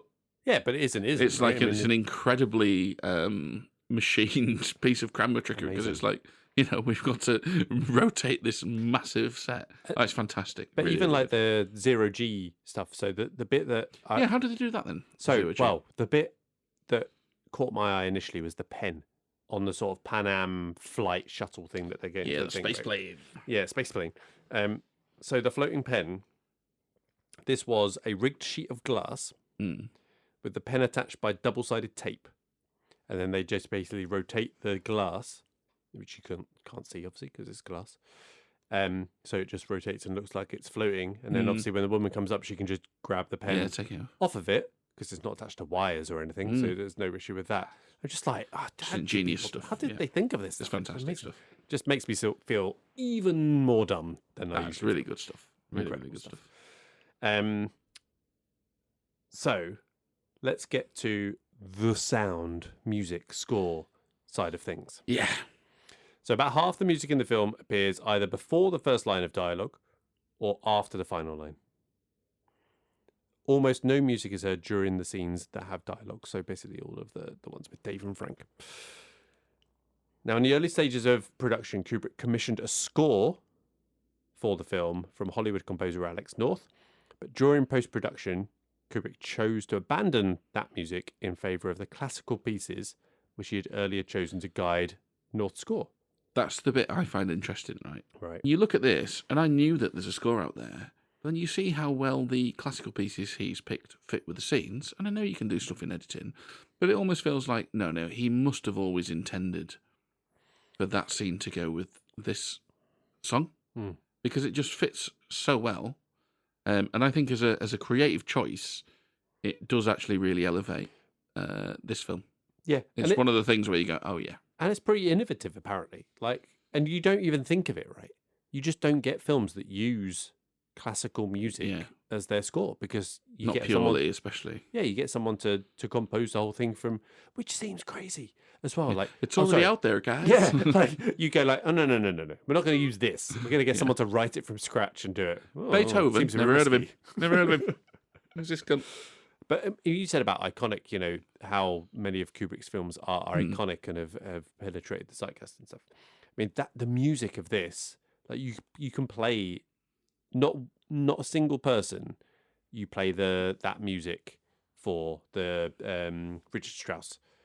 Also sprach Zarathustra. I can't say that. Zarathustra, the main theme for it. But you know exactly what movie it is as soon as it happens. Of course you do, because you've already seen it on The Simpsons.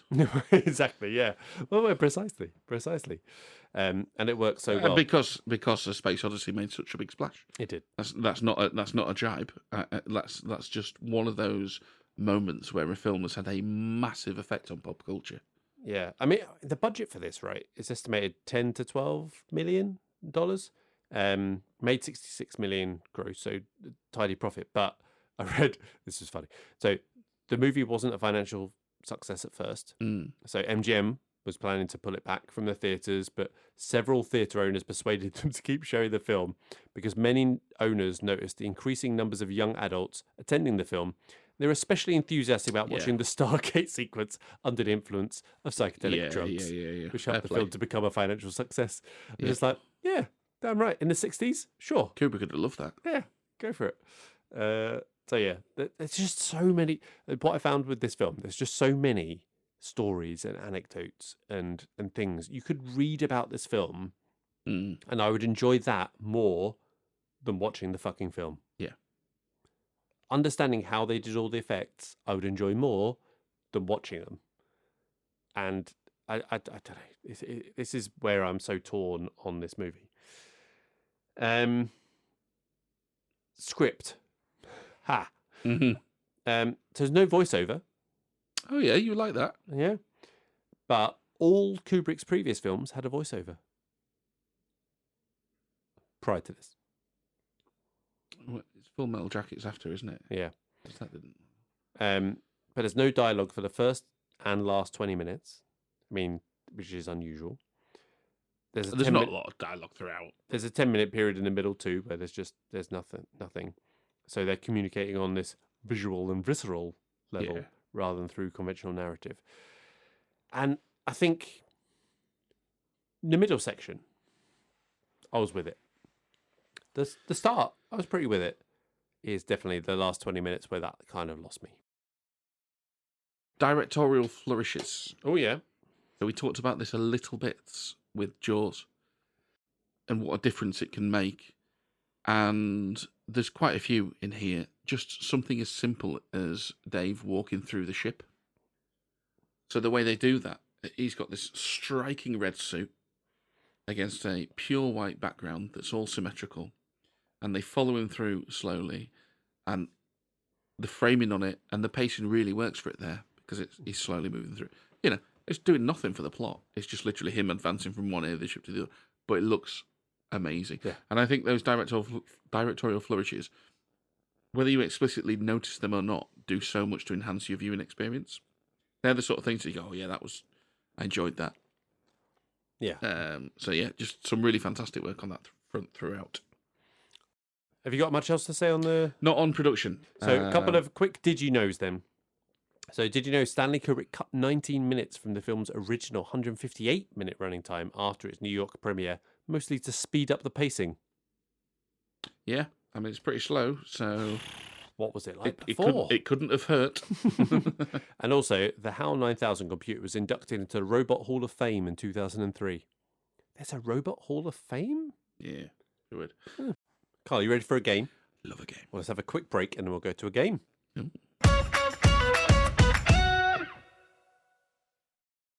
All right, it's game time, Carl. I'm ready. Are you ready? This game is called A Space Oddity. Mm-hmm. To space films. Mix up. It's a game called A Space Oddity. Oddity.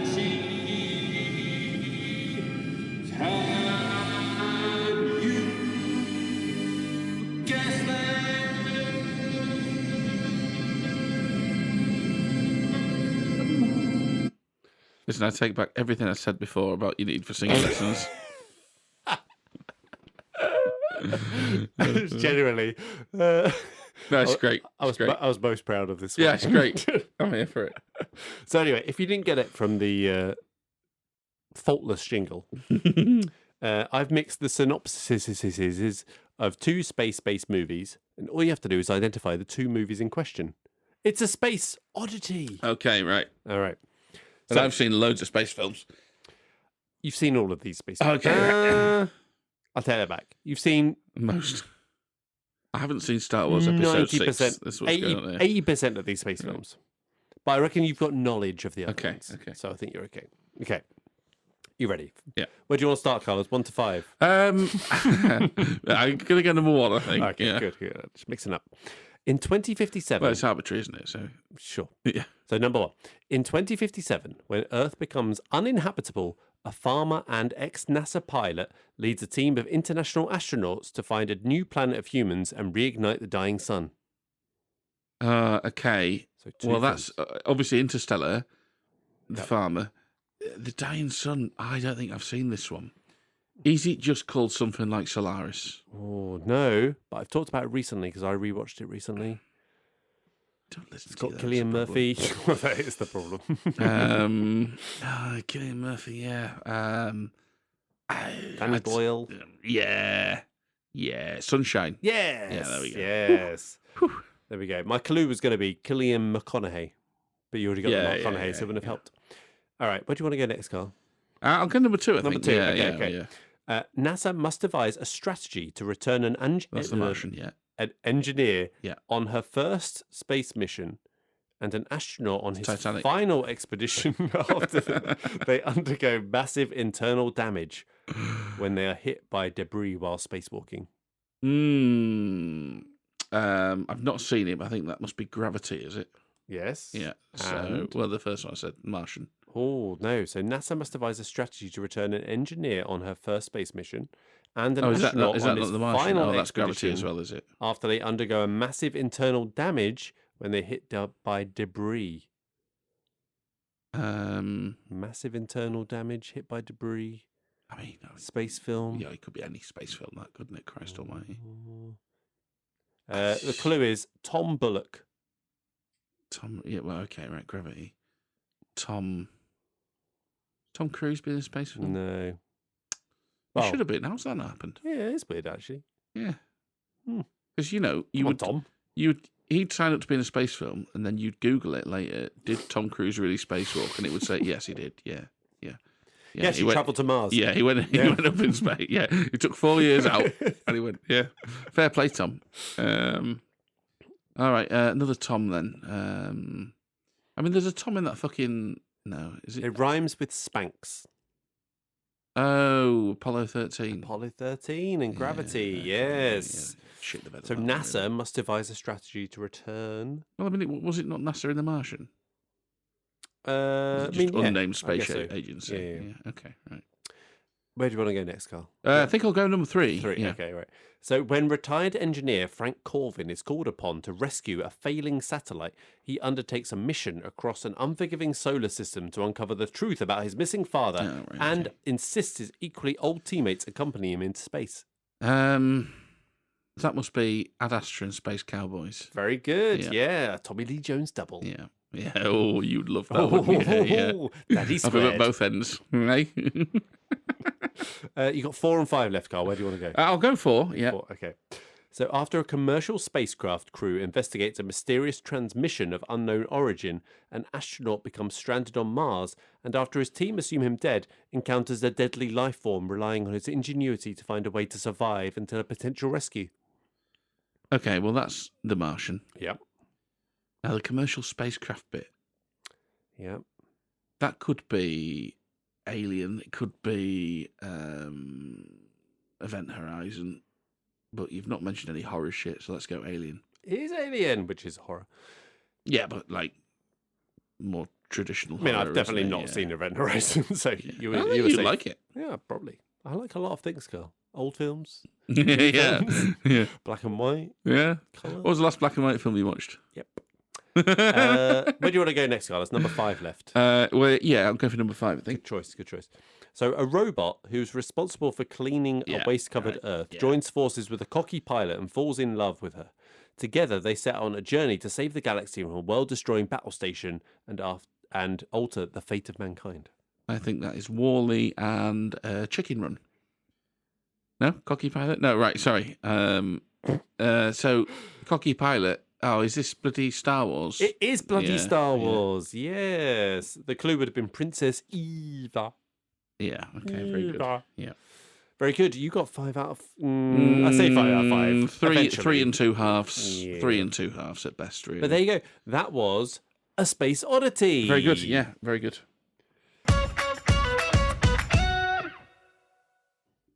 All right, Carl, let's move on to plot. But first, I'm out of beer. Oh, Christ, I remembered what you told me about this second beer. Okay. No, this one's fine. Oh, okay. Yeah, right. No, the beer you're dreading is for another day. Oh, okay, good. And there's a listener out there, he knows who he is, that knows exactly what's coming. Okay. Is it stronger than 15%? Yes. Wow. Okay. Right, what we got, Carl? So this is the beer you were expecting. Oh. This is North Brewing. Yes. We like North. North's all right. DDH IPA, 6%. Hmm. Lost Cosmonauts. 6% watery shit. Yeah. Oh, very good. Lost Cosmonauts. Yeah, there we go. I mean, they weren't ever lost, but it's fine. I'll allow it. Well, define lost. I mean, they were lost. Yeah. Lost to what? Yeah, okay. But to be fair, Frank is pretty lost. Yeah. Your glass is clean, sir, so you can... Oh, excellent. Okay, well, let's move on to the plot. So, Carl, plot. Right. This is funny, right? So I was like, this is a weak point. I was like, is it a weak point? I don't even know. No, it's a weak point. No, because, right, you think about it on paper, without really thinking about it too much. The plot's pretty good, right?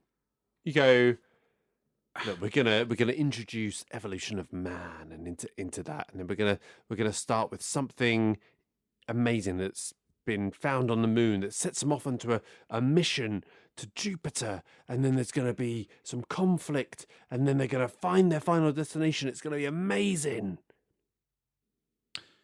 No. Well, I tried. Yeah. Plot is a weak point because there's so little of it, right? Absolute bell end. Yeah, so I just spilled his beer all over like a fucking amateur. You gob round it, you soft shite. I didn't even notice. It's all over my lap, Carl. Help me. No, I'm not. Good girl. No, but there's just so little of it, right? So I think the only proper plotting is actually in the middle section because it's not really about the actual things that are happening. Yeah. It wants you to think about these wider, more existential themes, which of course feeds into the opening act and the closing act. Yep. So, question for you, Carl. We'll start with the Dawn of Man. Yes. If we dispense with the Dawn of Man scene. Yeah, it wouldn't work. This is the thing. Wouldn't it work, though? I don't think so. Why wouldn't it work? Because then you'd be starting with the space mission. No, you'd be starting with the guy who is covering something up and then discovers something on the moon, which then triggers a space mission. Right. But you're still starting from the modern day, essentially, which is actually an imagined future. Yeah. So you're still starting from the modern day. You have half an hour's worth of plot, and then you go, okay, well then what? Do we still go into the same ending? And then you go, oh, right, so what's that about? Does that hit the same if you don't have the start bit, where you go, well, it's obviously about the cycle of life and the dawn of man and their journey through it? I don't know. But to me, then, it becomes less obvious that this is about man's cycle. Yeah, 100%. And instead it becomes a smaller story about them in their lifetime and what they've discovered. An adventure and then a discovery. Whereas, as it is, it's fairly obviously about man's cycle. And that's good. Yeah. Right. Yeah, agreed, yeah. That's good. But they don't give you any more than that. And it's weird because, I enjoyed the Dawn of Man bit in isolation. Mm-hmm. on its own, like that was no problem. Mm. And it's obviously connected to then essentially like the aperitif of the figuring out why we go on a Jupiter mission, because they find this monolith. And then they go on the Jupiter mission, and the Jupiter mission is the most engaging part of the plot, where you've got the most conventional bit. Yeah, it's the most conventional bit. Yeah, for sure. But like you could spend more time on the humans in suspended animation, the two humans alive, and the AI. You could definitely expand that into a feature length. Yes, and the thing with that is, if you do that, and I agree you can do that, you make a traditional sci-fi film. Yeah, 100%. Yeah, you're right. About whatever it is you pick. You're talking about technology and AI, right? Yep. The way this exists is it gives us actually very, very little plot, and then we have no dialogue sections either end. Yeah. And when you sit that in the middle of those two, you go, oh, okay, it's about life and the cycle of life. But when you step back from that, you go, it has given us so little. So I can pick up on that theme, right? What am I going to do with that? And at that point, it's over to you. And as I say, this is kind of my sort of film. I kind of enjoy going into that. Well, I think the first bit is it guides you, right? I think. Would you say the Dawn of Man, essentially, because you're familiar with it? Yes, it's not taking liberties, is it? Other than the fact that the monolith is there, the tool gets in, and that might trigger a weapon after the monolith thing. It's not taking liberties. Yeah, totally fine and guided. The middle bit again. Middle bit is imagined future, but fairly relatable. Yep, it's the last 20 minutes basically. Yeah. It's the last 20 minutes, and this is where I keep coming back to this. It's like, am I really taking issue with the film over the last 20 minutes and turning it from a classic to... No, but it's not. I know. No. I'm with you. But that's what I keep coming back to. It's like, is that just what it is? But it's not. No, it's not. It's not just that. It's not, because it doesn't... You need something, right, at the end to give the rest of it some meaning. You need the end to somehow tie in and to go, yes, it really has been about these themes and all the rest of it. You're not just like going, oh, I don't like this film because I didn't like the ending. You're going, well, the whole film doesn't work for me because I don't find the meaning that I'm supposed to do in this. That ending didn't come through and make it all click, There is so little here, plot-wise. Intentionally, that the story is just up to you. Yeah. It really is just up to you. And I know that was it Alan C. Clarke, you said? Arthur C. Clarke. I know he had a more prescriptive view on things, but we're not reading the book, we're watching the film. Yeah. And it's the film that everyone reveres. Is he just being ambiguous for ambiguity's sake? Is that an easier way out? Right, I've mentioned Ad Astra. Ad Astra is a great parallel for this. Not least because it's set up on a very similar way. Mysterious mission into space. And it asks some existential questions. Now, what Ad Astra gets wrong, and obviously we did a podcast on this. Find it in our feed. Very good. What Ad Astra gets wrong is it's so clumsily pointing you in the direction of these things. We know there are reasons for it. Director losing creative control and all the rest of it. Nevertheless, the end result is a bit of a mess. I would say Ad Astra is about too many things. Tries to do too many things. This is like the opposite. This is like, I'm going to leave it completely up to you. So Ad Astra gets in a mess because it tries to tell you a big contemplative story. And it shits the bed, it gets in a mess. Because it's hard, I understand. This goes, actually, I'm not really going to bother trying to tell you the story. I'm going to give you the framework, then it's up to you. And I sort of go, I can find something in this film, and I like it. But do I reward Kubrick for that? Do I say that's a great piece of filmmaking, that, leaving it all up to me? Brilliant. I don't know. I think you do if you agree with what he was trying to do. But then by the same token, when somebody turns around and goes, it's shit, it's boring. You can, that's perfectly valid, isn't it? There is no world where I'm going like, what, you don't get this film? You don't love this film? Like, I completely understand Yeah. why people don't get it and people don't like But it. but more to the point, it's valid, isn't it? To go. Yeah, that's fine. And again, I say, like, not in the way that you go, no, there is some stuff. You're saying there's nothing. There is some stuff they've just. There isn't here.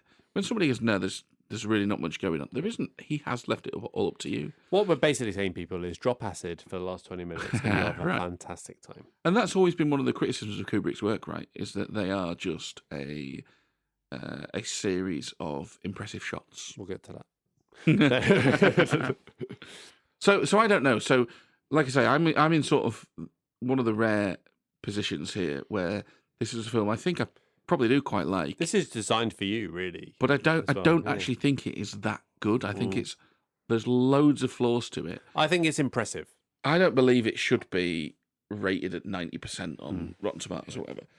I think that I and certainly people, loads of other people, and they'll find even a lot more than I do, loads of joy out of it and they'll love it, and that's all great. But for me, this isn't a film where I go, oh yeah, everybody should really, because Yeah, I agree. Yeah.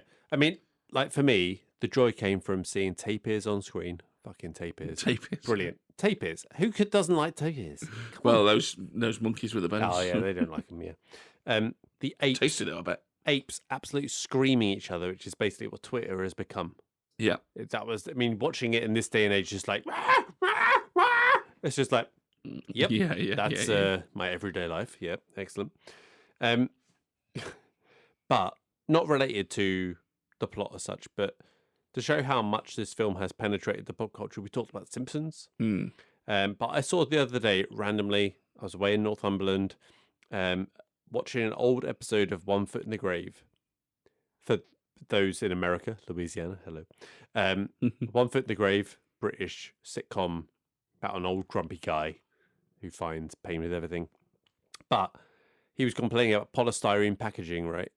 So he ordered like this tiny thing, came in a huge box with lots of polystyrene packaging, and he went out into the garden. He starts to break up the polystyrene packaging, and he's basically got this big bit of polystyrene in the shape of a bone, and he's hitting this polystyrene. It's in like slow motion with the music and stuff, and he's hitting it. Just like it's there. Like everyone knows it. It is whether you've even seen the film, you know this movie. And that amazes me when that happens. It's just so wonderfully put together, though. This is the thing, and it looks and sounds so good. It does.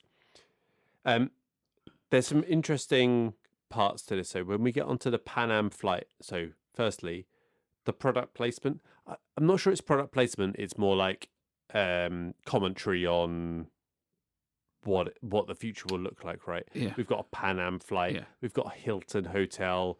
We've got IBM, I think. Again, something Ad Astra tried to do as well. Yeah, they did to, maybe less.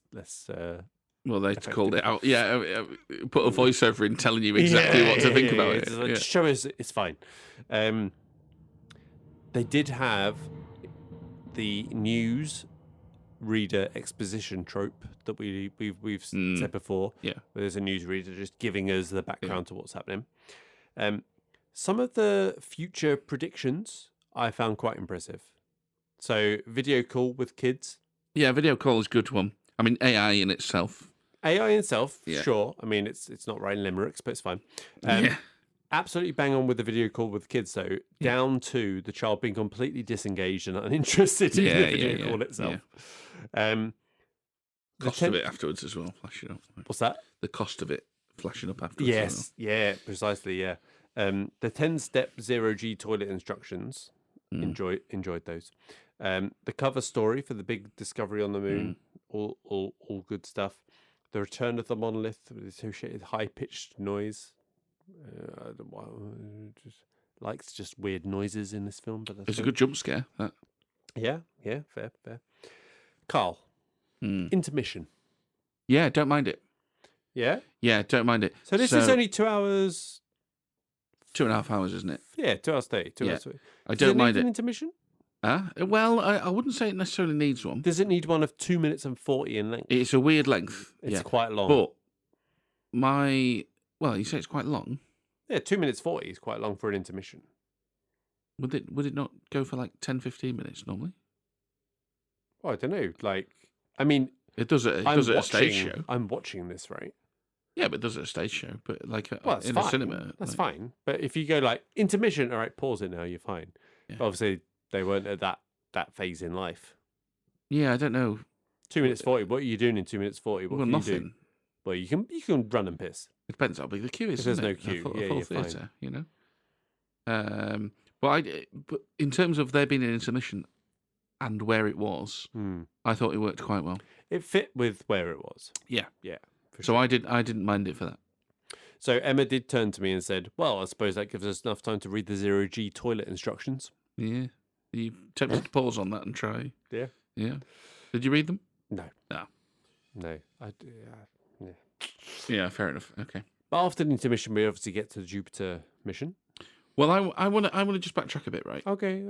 We were talking before about how sort of good this looks, and you're suckering a lot of people in like that, and you're talking about your impacts that this has had even on something like One Foot in the Grave. Yeah.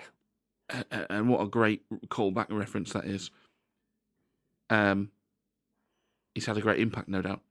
If this film looked like shit, Oh yeah. would anyone care No. about it? Now, I am aware that's a bit like saying, if this film was worse, would it be worse? It's like, well, yes, of course it would be worse. But my point is that, to me, it's fairly obvious how much of the heavy lifting is being done by the production on this. Yeah, I mean, just from the length of my notes for the different sections, as I said, Michael Fassbender, me on Yeah. either end, right? You're struggling with that. And you're exactly right, because a lot of the acclaim that this gets is through how it is presented. The models, the effects, everything, how it looks, how it feels around that. If it was shite, people would just be writing it off as just nonsense. Which I don't think should be the case, because I think if this is truly a great film, as is, then you should be able to subtract one element and the others will still, it won't be great, but there'll still be something of value That's an here. interesting take, yeah. There's something of value here. They'll go, well, yeah, but it explores some interesting themes. Right? And maybe people And it love does. this film. I mean, it does explore interesting themes, but Well, you have to explore interesting themes. it leads you. And- It leads you to explore And interesting can it? Yeah, but things. can it get you to explore those interesting things if it doesn't Yeah. look as good as it does? Can it get you to do the heavy lifting if it doesn't look as good as it does? And I'm not sure. And that's why I get like a little uncomfortable with just how highly rated this is. And honestly, this is my problem with. Obviously, I know you don't agree, but this is my problem with a film like Whiplash, right? Because I completely agree how great it sounds, how great it looks, how great J.K. Simmons is. For me, everything else about that film ranges from meh to shit. Right? Even Miles Teller, I'm like, yeah, he's okay. I think the storytelling is silly. I think the plot's silly. It's a serious film, and it does some very unserious things. So I look at that and I go, If you subtract, if you take the production away, which is great, that's going on, some of the production stuff, what's left? Right now, I hate it because of some of the stuff it does. So anybody else, even if they look at it through that lens, isn't going to take it down as low as I do. I'm like, I can't forgive it all its sins just because it looks great. And that's this film. I'm like, it does look great. It does make me think. And I enjoy doing that. But I don't think I can recommend it as great. And it doesn't sit right to me that it's like so highly rated. It's like, nah, come on now. Like, it's really flawed.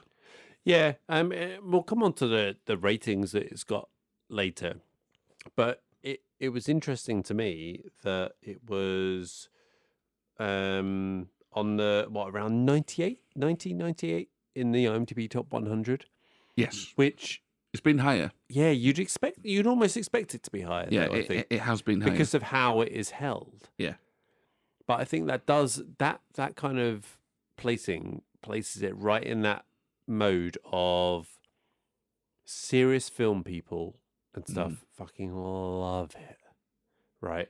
The average guy, girl, or she will could potentially just go Yeah. which By the way, I don't. I just want to be clear when I'm saying like the average guy or girl film person. Like I feel like I am that person. Like I'm not above anyone else. Where you consume these films at a certain level, where you go, I want to be entertained, I want to enjoy it, I want to do it, and you go like, oh shit. It's a bit of a sticky subject, isn't it? It's easy to look at a film like this and go, be sort of sniffy about it and go, this is for film bros or cinephiles or cineasts or whatever word you want to use, right? And then all the other normal cinema goers, they're just liking it because they think they should like it because it's got that connotation attached to it. That works, that stuff, by the way. It 100% works. I find myself falling into that trap myself. It works because people go, I should like it. Yeah. And it's easy to be sort of sniffy about that. Really, you shouldn't, because it's like, well, people that enjoy films in a different way or on a different level, that's fine. You go do you, pleased for you. The problem always comes with the snooty element that can be attached to that, which is, oh my god, you don't like it. Oh, you just don't get it. I mean, Yeah. So, it's a bit of a sticky one to talk around. I mean, I said at the start, right? We can come across as complete fucking idiots, and the film community will reject us and shun us more than they usually have. Yeah. But like this They've is got to know about us first, to be fair. Yeah. This is the whole purpose of this thing, right? You consume it and you say your opinion of exactly. what you've got, and this film, probably more than any other, is directly asking the audience to do just that and to engage in just that. And I think ultimately it's not doing enough on its side, in terms of plot. No, and just want to say, people, this is what happens when you talk about plot after you've had a 15% beer. You turn something which was probably 12 minutes into something which was probably 45. So look, let me talk about some of the stuff I do like about it. Plot. So I think the slow works because I think if you are going after the existential nature of these massive questions, I think it's got to be right. It's got to be slow. It wouldn't work, and we'll come to this in changes, right? If you come to this and go, oh no, it's set piece heavy, and it's a completely different movie. Yeah, that's true, mate. Yeah, I like the idea that we are attracted to what we don't understand. And this sort of underpinned I'm like you, didn't enjoy it first watch, but enjoyed writing my review. Yeah, 100%. That I enjoyed writing notes and reading about it more than I enjoyed watching the film. Like I would read a book on this film, about this film, how this film is made more, or I do that more readily than watching the film again. Yeah, I love all that, but that's all me. I'm running off and doing that. And somebody else is going to watch this film and go, what are you talking about? There's a mysterious mission to space, and then some weird shit happens. And I don't know what the monkeys are about at the start. And then there's mushrooms, and I've no idea. And they're right. This is the thing. I think they're kind of right, because he hasn't done enough to guide us through what it should be about. Let's talk about the last 20 minutes, right? There is literally no guidance of what is happening there. It's largely silent, largely visual, and then you get an aged man. Yeah. Or an aging man. Well, it's him, isn't it? Yeah, it's him. It's an old. But what does that mean? We don't know. Is that? And real? he's watching himself. Yeah, it's like there's nothing. There's nothing to go out there. Like you can interpret, and people do, and people will, and I did, and you would, and all of that. But there is nothing there to help guide the viewer, which is intentional. We've been over this. That's what he wanted to do. But I think, just as you're saying, it's like there needs to be a little bit of a guardrail, a little bit of something to help you along the way. That you can go like, so you can say, oh no, you just missed that. You got to pay attention, and it's there, rather than no, they just gave you an open field and off you go. I think when a director makes a film and they deliver clarity of storytelling, we go, wow, that's really impressive. And I just have a little trouble with this one of going, if you decide to go in the complete other direction with no clarity and we'll just leave it all up to you, should we still be going, oh, that's really impressive? And I think, really, I'm not sure we should. We can call out all the production stuff as we have. There's loads of good stuff about this film. Fantastic. But on that side of it, I don't know. Are you ready to answer yet? Are you going to leave that for your closing? For what? Kubrick. No, we're coming later. Genius or Yeah, charlatan. later. It's all right. All right, Carl. You done with... I am done with plot. Thank fuck, because that took about 45 minutes longer than I thought it would. Yeah. All right, let's move on to any changes. So a section where we each come up with up to 3 changes. And Carl, I'll be honest, I found this really tricky because it's likely any suggested changes I make will make a worse film, but may improve the enjoyment. So I think that goes for every episode, to be fair. Potentially. Same with the recasting. We don't know what we're doing. Well, no. We're not suggesting people go and remake this film with different casts, just to be clear.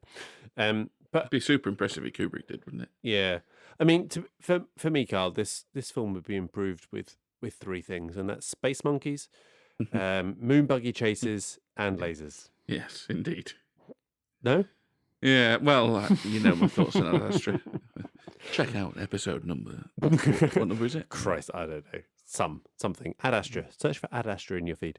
But seriously, how many changes do you I've got 1. See, I've got 2, but it's a push. Okay. So what's your... No, actually, I'll go with my first.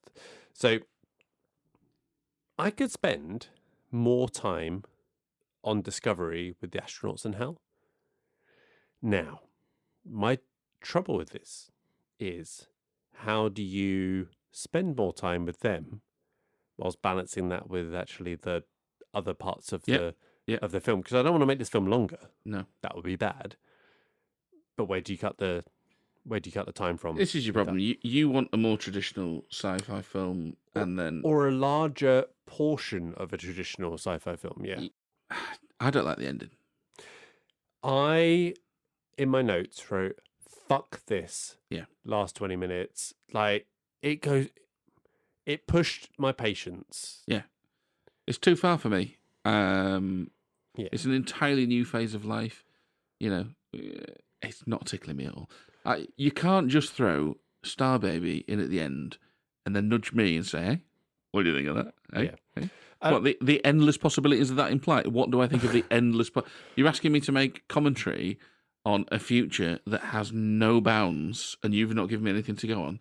I don't think that's a question worth exploring, and I certainly don't think any answer I could fucking give would impart much value or insight. So no. Yeah, and I think you've got to do one of 2 things. You either got to make that shorter, so that it's not 20 minutes, and it's literally 20 minutes. And 20 minutes, Carl, as people of this podcast will know, is a long time.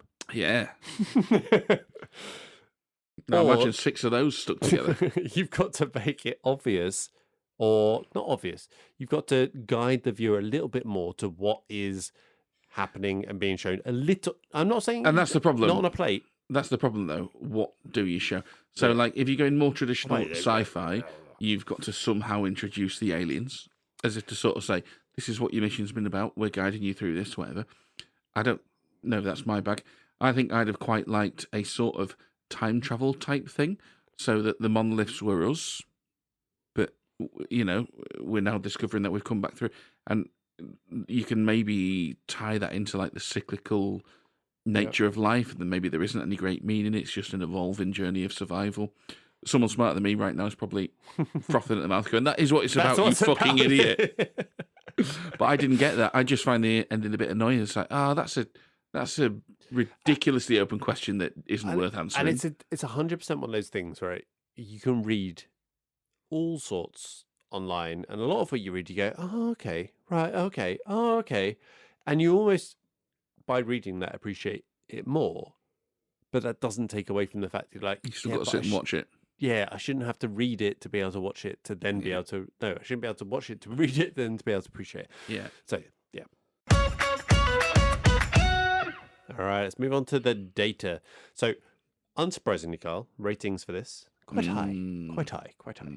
So IMDb, when I looked, 8.3, number 98. I think you said it was like higher. It's 90 today. 90. Yeah. Changes a little bit, as you say, towards that 100 range. It changes a fair bit. I expected it actually to be higher than that.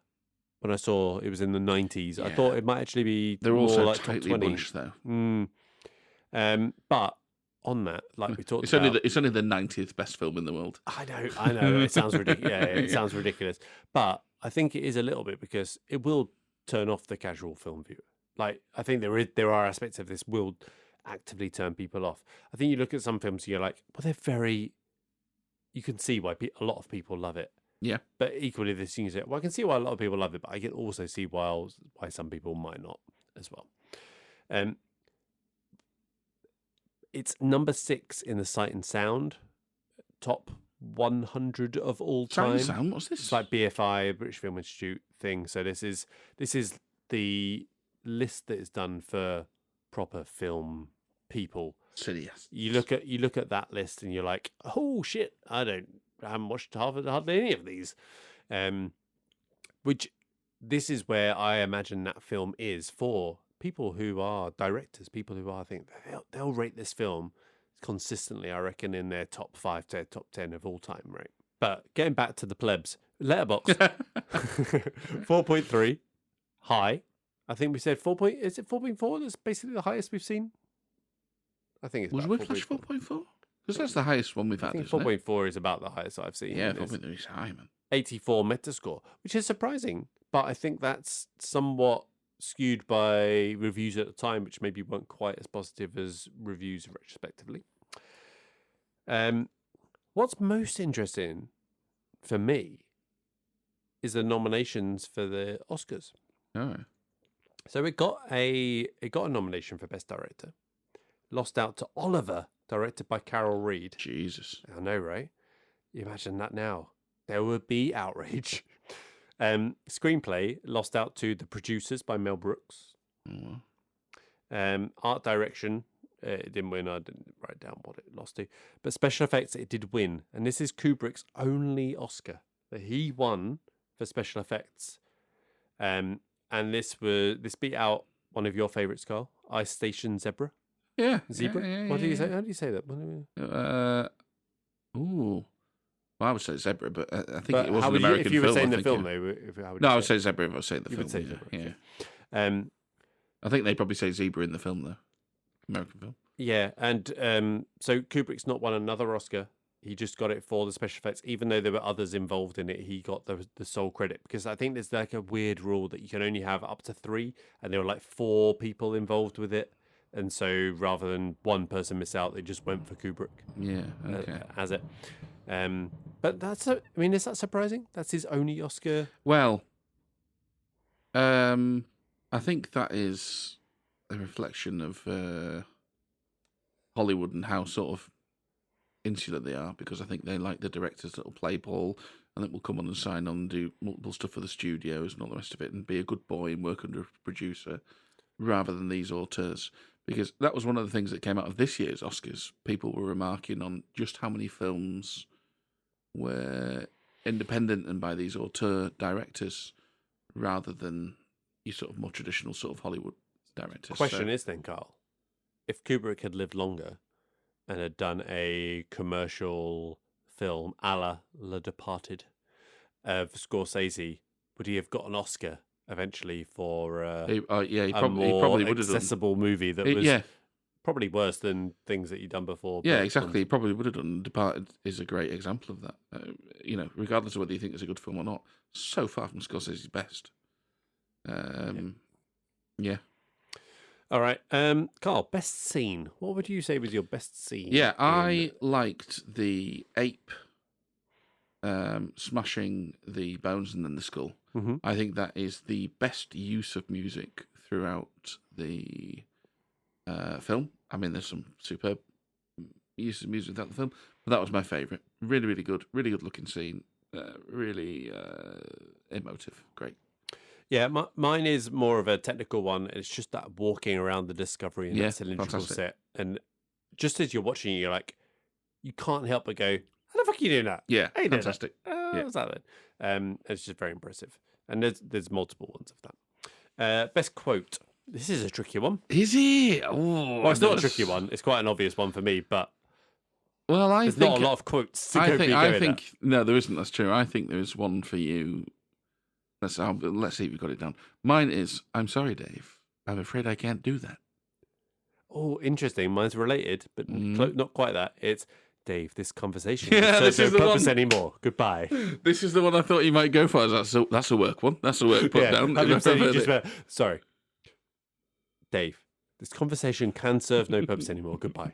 Yeah. Like you could imagine saying Yeah, that. I could think you'd like that.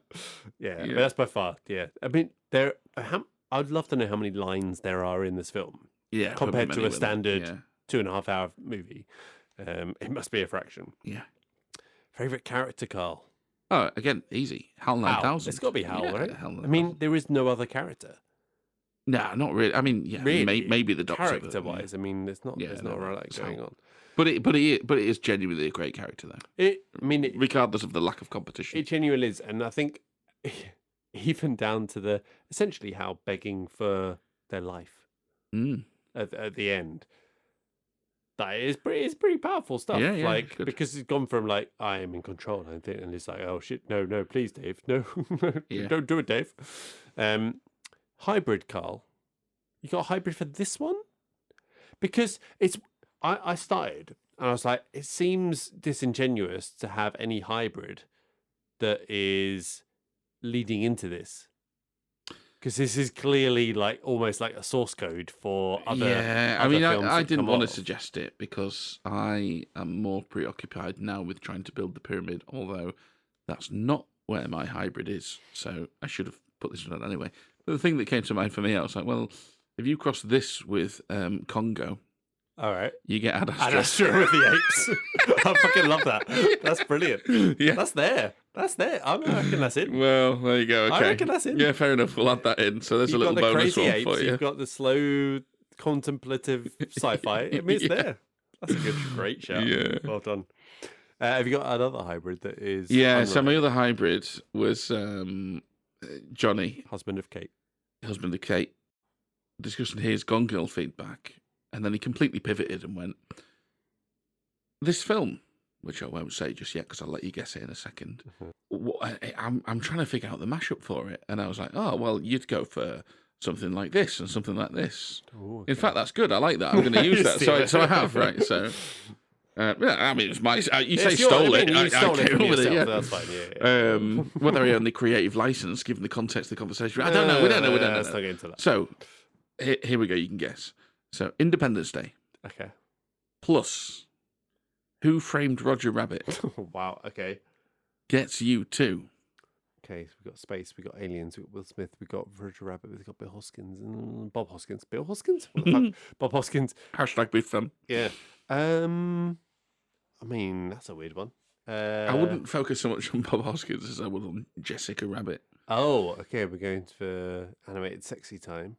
Well, or Roger Rabbit for that matter. Alien. Oh, like Space Jam? Oh, it's good. Yeah, it's good. But no. You're nearly there.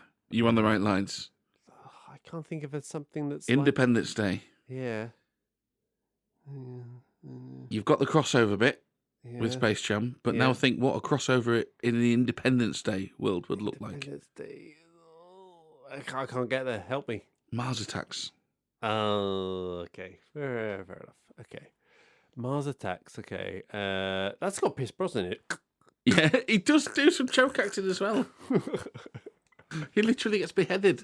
Does he? Yeah, he ends up in a jar just a head That on was some. like late 90s, wasn't it? That was like Yeah. mid to late 90s. Tom Jones isn't that as well. That was about the time as Space Jam, actually. Yeah, it would have Not been. far off. Yeah. Tom Jones is in it. Yeah, Really? yeah. Oh. Yeah, he is. I'm gonna punch these aliens out now. They call me the voice, do they, Tom? Yeah. Yeah, all right. Very good. I mean, I don't know because I can't really remember Mars Attacks. You know, No, but you can remember. Right, it's an alien invasion, mate. Independence Day. Yeah, And I there's mean, a I crossover remember- with some yeah, cartoon yeah. shit. No, don't you worry about it. all right, It's solid. I'll put it in. Pop in. All right. All right, Carl. Yes. Top 3. Yes. We've been around the houses with this have. one. Yeah. So, peek behind the curtain. We first went with top 3 space films before realizing we'd already done it. You know what we need, Carl? It's a database that really records all It's a this great shit. idea. It's a great idea. And then we went, oh, how about top 3 films with a number in the title? We did do that. Yeah. kind of done that. Yeah. I mean, we could. Do you want to say that? Do you want to? Yeah, we need to say because I Save haven't done it. You've done it. Okay, cool. So what we eventually went for was, because this is an overrated episode. It is. So this is our top 3 overrated movies, which is essentially the top 3 why people are going to shout at us in the street movies. Yeah. But we did put a limit on it. It had to be from the IMDb top 100. Yeah, true. So not in the IMDb top 100, just to shout out though, and I've mentioned this before, Elf. I think that is an overrated Christmas film. I agree, and I like Elf. I like it. It's fine, but it's not as good as people say it is. I agree. It's not as good. Have you got any honourable mentions that you want to... So I've got films like Forrest Gump, The Green Mile. Forrest Gump is a classic collection, by the way, Carl. Yeah, no, totally. The Green Mile, Raiders of the Lost Ark. Raiders of the Lost Ark is a great shout. Listen, are they really one of the best 100 films of all time? I like them. I like all of them. I'm not sure. What am I down to? I'm down to 1, 2, 3, 4, 5, 6. So June Part 2 is another one. I don't know if that'll stay around. Yeah, I don't know if that'll stay around. Whereabouts is it at the minute, roughly? No, it's low. It's like bottom 50. Towards the, bottom 50. I don't know if that'll stay around. Listen, I quite liked it. I think I will go see the third one at the cinema. It is not one of the best 100 films of all time. There are problems with that I see where film. you're coming from. Yep. So my 4 are gonna. Am I 3? 4. I've got 4 now. Are we? No. I'm gonna go. My last honourable mention is. You wouldn't The think Departed. We wouldn't think we prepared for this. It's The Departed. The Departed. Okay. That's my last honourable mention, because again, to be the best 100 films of all time, ridiculous. It's barely in the top 50 Scorsese. Well, exactly. What about you? Honourable? No more honourable mentions. So we go straight into our top 3, and we are going to start at 3. Yes. My number 3 is, no surprise to anyone, Star Wars. Yep, I understand where you're coming from with that. You're wrong. Now, but you it's fine. let the record show that you movied me up to ambivalent on that. Yep. So this, Carl, is where we come back to where you led us in with Kubrick. Charlatan or genius? You're going to call that all of Kubrick's films? A little bit. Yeah. So number 3 Yeah. of my most overrated films of all time, The Shining. Okay. Haven't seen it. I know you've not seen it. Yeah. So again, this was one that I found was fine. It was fine. It was good. There was nothing bad about it. It's top 100 of all time. Is it as high as it? Well, listen, I'm happy to throw you to the dogs. Oh, do it. Yeah. And then we can reflect and see if we both get thrown to the dogs, or we can make an episode. So, you know, either way, good. But yeah, it was one where it's just like, yep, the iconic stuff is there. Yep. It's all there, but they're all wrong. That's what you're saying. Oh, maybe. Yeah. What's your number 2, Carl? My number 2. Oh, shit, I need another honourable mention. Oh, come on. Jesus. Right. So another honourable mention is Star Wars. No, we've already mentioned. No, that's my honourable mention. Because I sort of see why people like that, even though it's much chunkier than it should be. Right. My number 3 is Joker. Oh, right, yeah. Well, Joker definitely appears on like lists as the most overrated film. My number 3 is Joker because there's a better version of Joker that isn't on the list, Taxi Driver. which is Taxi Driver. Yeah. And it saddens me slightly that people have gone with the comic book angle, because that imparts no value, in my opinion, on that film. It'd be interesting if Joker was a nice entry point to Taxi Driver, though. If you got should. more people watching Taxi Driver because of Joker. It should be. It depends how many people are literally fixated on the comic book thing, doesn't it? Yeah, true. Yeah. So my number... Wait, did you do a number 2? Yeah, no, because Brent, I had to downgrade Star Wars. My number 3 is Joker. No, not Star Wars. So your number 3 was Joker. Number 2 is... My number 2 is American Beauty. Oh, good shout. I mean, based on what we've talked about, that it's a good shout. Very Style Over Substance, that muddled production.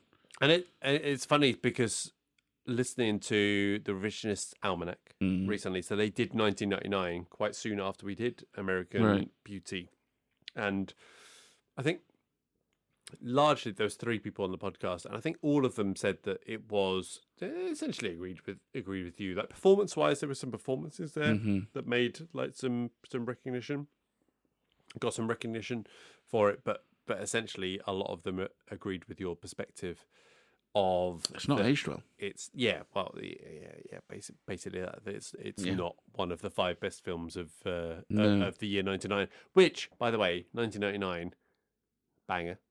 Oh yeah, it's a good year. Which is the year you'd almost did. Well, with the horror. I did wrongly. We'll get to it. We'll get to it at some point. It might come back to that one. Yeah, with it. But yeah, I think that's not a surprising choice for sure. Yeah. My number 2, so Kubrick, Parts of Glory, which I know you've not seen. I've not seen it. Yeah. But again, I'm happy to throw you to the dogs. You will fucking love Path of Glory. Interesting. It's right up your alley. All right. You should definitely watch it. All right. It's got before or after 1,000 beavers. 100 beavers. 100 beavers. No, thousands of beavers. Sorry, hundreds of beavers. What the fuck is the film called? Hundreds of beavers. Parts of Glory. Kirk Douglas. Of Spartacus fame, which you've not seen, neither have I. But yeah. It was fine. Of Cactus Jack fame. It was good. It was fine. It was fine. It was good. It was good. I got no complaints, but I don't think it's a masterpiece. Yeah. Number 1, Carl. Look, you've heard me say this before, mate. Is it Whiplash? Yes. I've already told you my reasons earlier on in the podcast. Yeah, let's revisit. You can revisit at length. Yeah, but don't listen to that episode. Not as your first one. Like maybe go to some others and then come back when you've got to know Carl and you don't hate him. No, it's nothing to do. I mean, no. Nothing to do with that. Repetition. It's just I just don't. Was it the anger? Was it don't make the point very well on that episode. All right, number 1 for me, and I could have filled this list with Chaplin and Kubrick. So number 1 is Chaplin, which is Modern Times. Oh yeah, because you don't like black and white films. No, not true. I like The Kid. I like The Kid of Chaplin, black and white, and also Chaplin film and old. That is good. A lot of the Chaplin films, I just don't get. I'm sorry, I just don't get them. I think they're overrated. Second time you've dissed Chaplin on this podcast. I'm honest. I could lie. I could try and seem not cool. That's the wrong word. At SiMTN thinks Chaplin and Kubrick are a bunch of cunts. I'm genuinely thinking that my take of Kubrick being generally overrated could be my thing. Style over substance and Kubrick is shit. That it could be my two calling cards that make me notorious. Yeah. It's a shame it's the negative stuff, isn't it? I know, right? Yeah. Not like, I don't know. I think of I don't know. He likes The Martian. Yeah. Wait, style over substance could be, if you could frame that differently.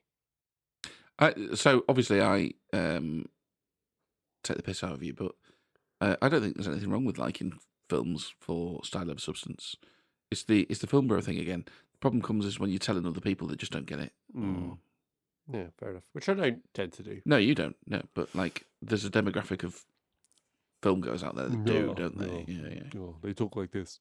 Yeah, it's fine to just let a film wash over you and enjoy it for what it is on screen, slapping you in the face. Good stuff. Well, that ends hour 4 of the podcast, and we'll move on now to the next section.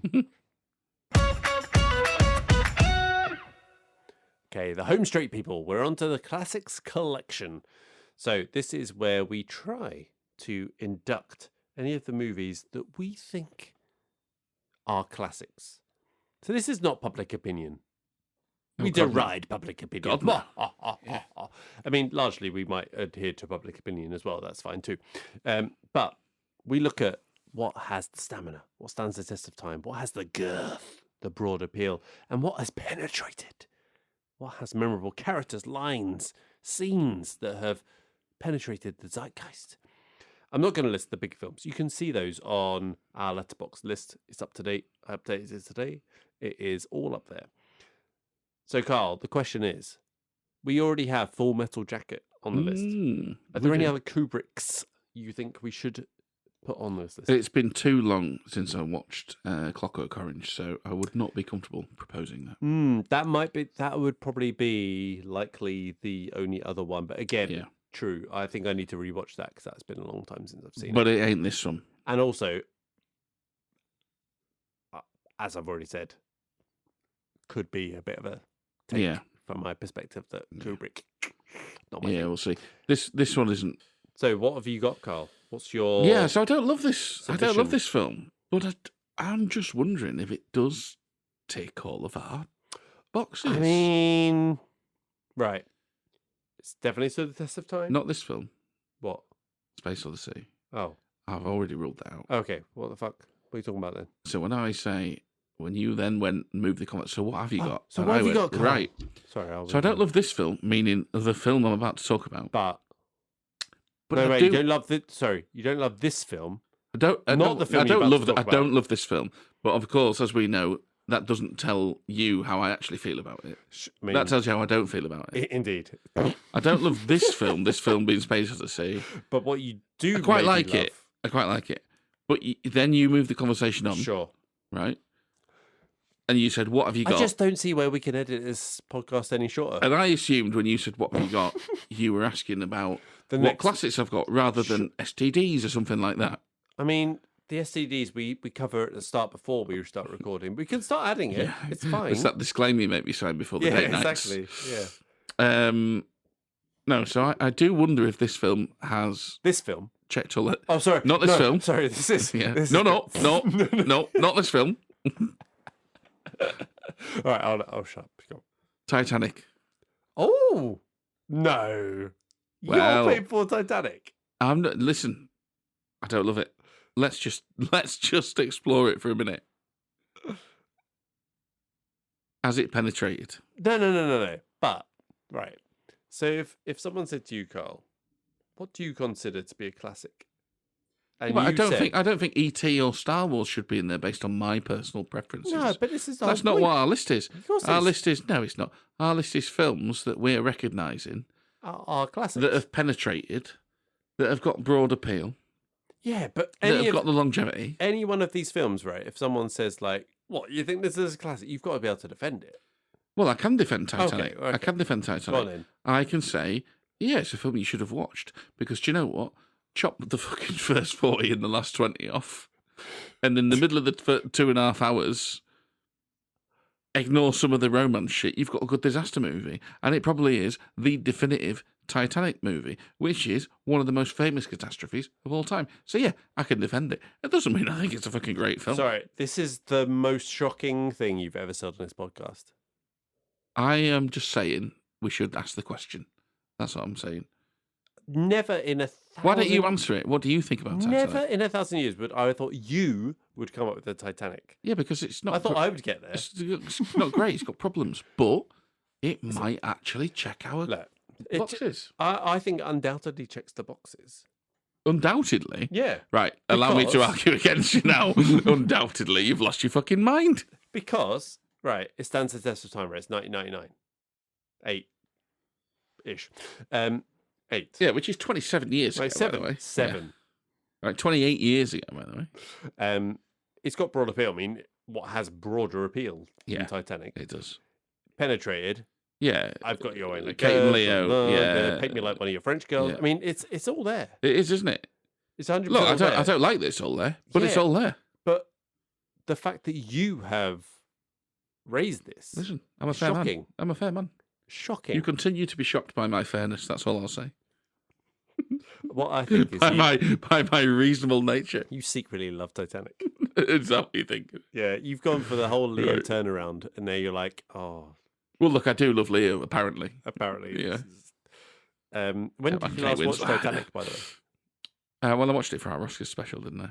Oh, yeah, that wasn't that long ago. Mm. Yeah. You didn't, because you're a part-time Charlie. Yeah. I've watched it so many times as a kid. Yeah, that's right. Yeah. You're like 30 watches deep or something. Oh, yeah. I mean, sure. All right. Well, it's in there. You go. It's in. What's your proposal? All right. So, I mean, I'm self-respected film critic. Certified, by the way. Yeah, certified, yeah. Yeah. So, I'm going 80s. Okay. Ferris Bueller's Day Off. Did we not do that one already? No. No, that was part of a mashup. Yeah. No. Right. I say no. No, I think you're right. we've Yeah, not. you haven't done that. So Ferris Bueller's Day Off, like it's one of those I had not watched until I don't know, 10 years ago or so. Right. So I didn't watch it as a Okay, youngster. yeah. Oh, but it's one of those in the upper echelon of those 80s films where you go like, no. There's a reason this is one of those that you talk about and watch. And there's other ones. I've got two more to come in future weeks as well. 80s theme that have Americana, completely stood the test of time. And it's just so good. Yeah. It's just so good. Are we there? Are we good? Ooh. It's pausing. Well, look, yeah, broad appeal. Yeah. Yeah. I don't know how I did at the time. But Keep talking. I think it's fair to say that it's definitely endured.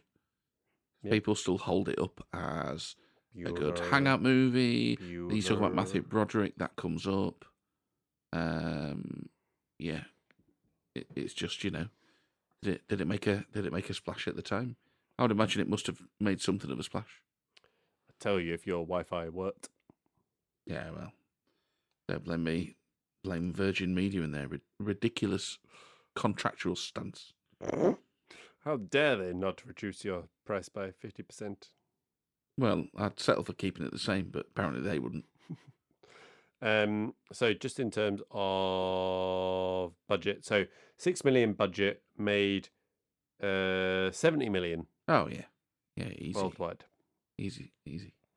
So yeah, opening weekend made it back 6 million. Yeah, and that's the sign of a decent flick in it when they're making it back in day one. Hour 43 in length. Oh, iconic sweet spot. Movie poster as well. But the hands behind the head. Hands behind the head. Yeah. No, I mean, fair enough. Miss there. Yep. Yeah, we good. Okay. Alrighty. So we got two more: Titanic, apparently, and Ferris Bueller. Good stuff. All right, Carl, this is why you're wrong. So a closing statement from each of us. Not really why we're wrong. We're trying to sell why everyone else is wrong. Okay. It's the royal you. Does that make sense? I don't know. No, but it's fine. So I think, Carl, that a critic said it best when they said that Kubrick becomes so involved with his science, so enamoured of his effects, his use of colour, his absorption with his tricks and dazzling flights of imagination, that he forgets about us. Ooh, I like that. He forgets about us. Yeah. And I think that basically comes back to, is this an entertaining, enjoyable film? Not for me.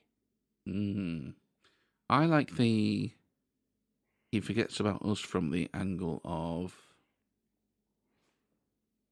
well, no, does he forget about us though? Because he says, no, it's purposely ambiguous, i.e. it is up to you.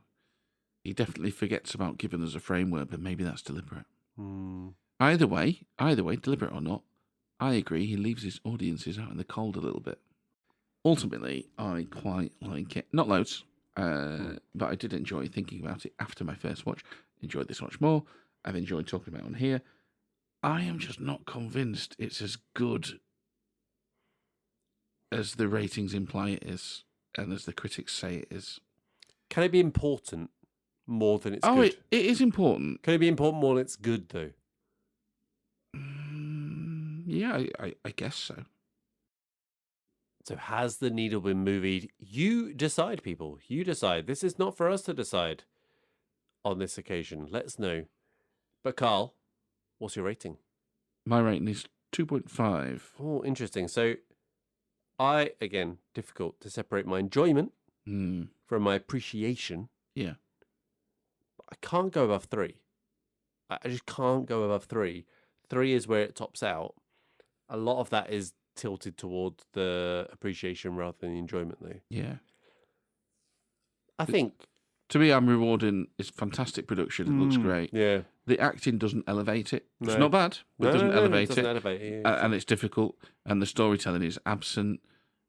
I'm not finding enough there to go, this is a great film, even though I sort of quite like what he's doing. I think I'm going to stick with a 3 just because of its general impressive production wise. I think there's enough there to warrant it, but with the caveat that you might not like it. Yeah. Rewatchability, Carl. Where is it? Does it fit? So no? It's a no for me as well. Yeah. Unfortunately. It's a slog? Yeah. I did struggle a little like bit. talking about it, but it's a You've slog. seen it twice in the last few weeks as Close, well. yeah. Close. And I struggled with, my rewatch as well. All right, Carl, you got anything else for us? No. All right. Well, that is all we've got. So if we move the needle for you, or even if we didn't, please do rate us, follow, subscribe, and give us that 5-star review wherever you are listening. It really does evolve the algorithm and get us out there to a larger, more celestial audience. Our Bluesky, Instagram, and Twitter is MTN MoviePod. Our YouTube channel is at Movie the Needle. And you can also find our page on Facebook and some occasional TikToks at movie.the.needle. All details are in the show description, and please do follow and comment wherever you are. It really does help us. So join us next week as we discuss Bullet Train, and we see if we can movie the needle for each other. But for now, from me and Carl, it's goodbye. Goodbye. I'm off to record large swathes of silence, release it on a podcast, and claim it's deep entertainment. Goodbye.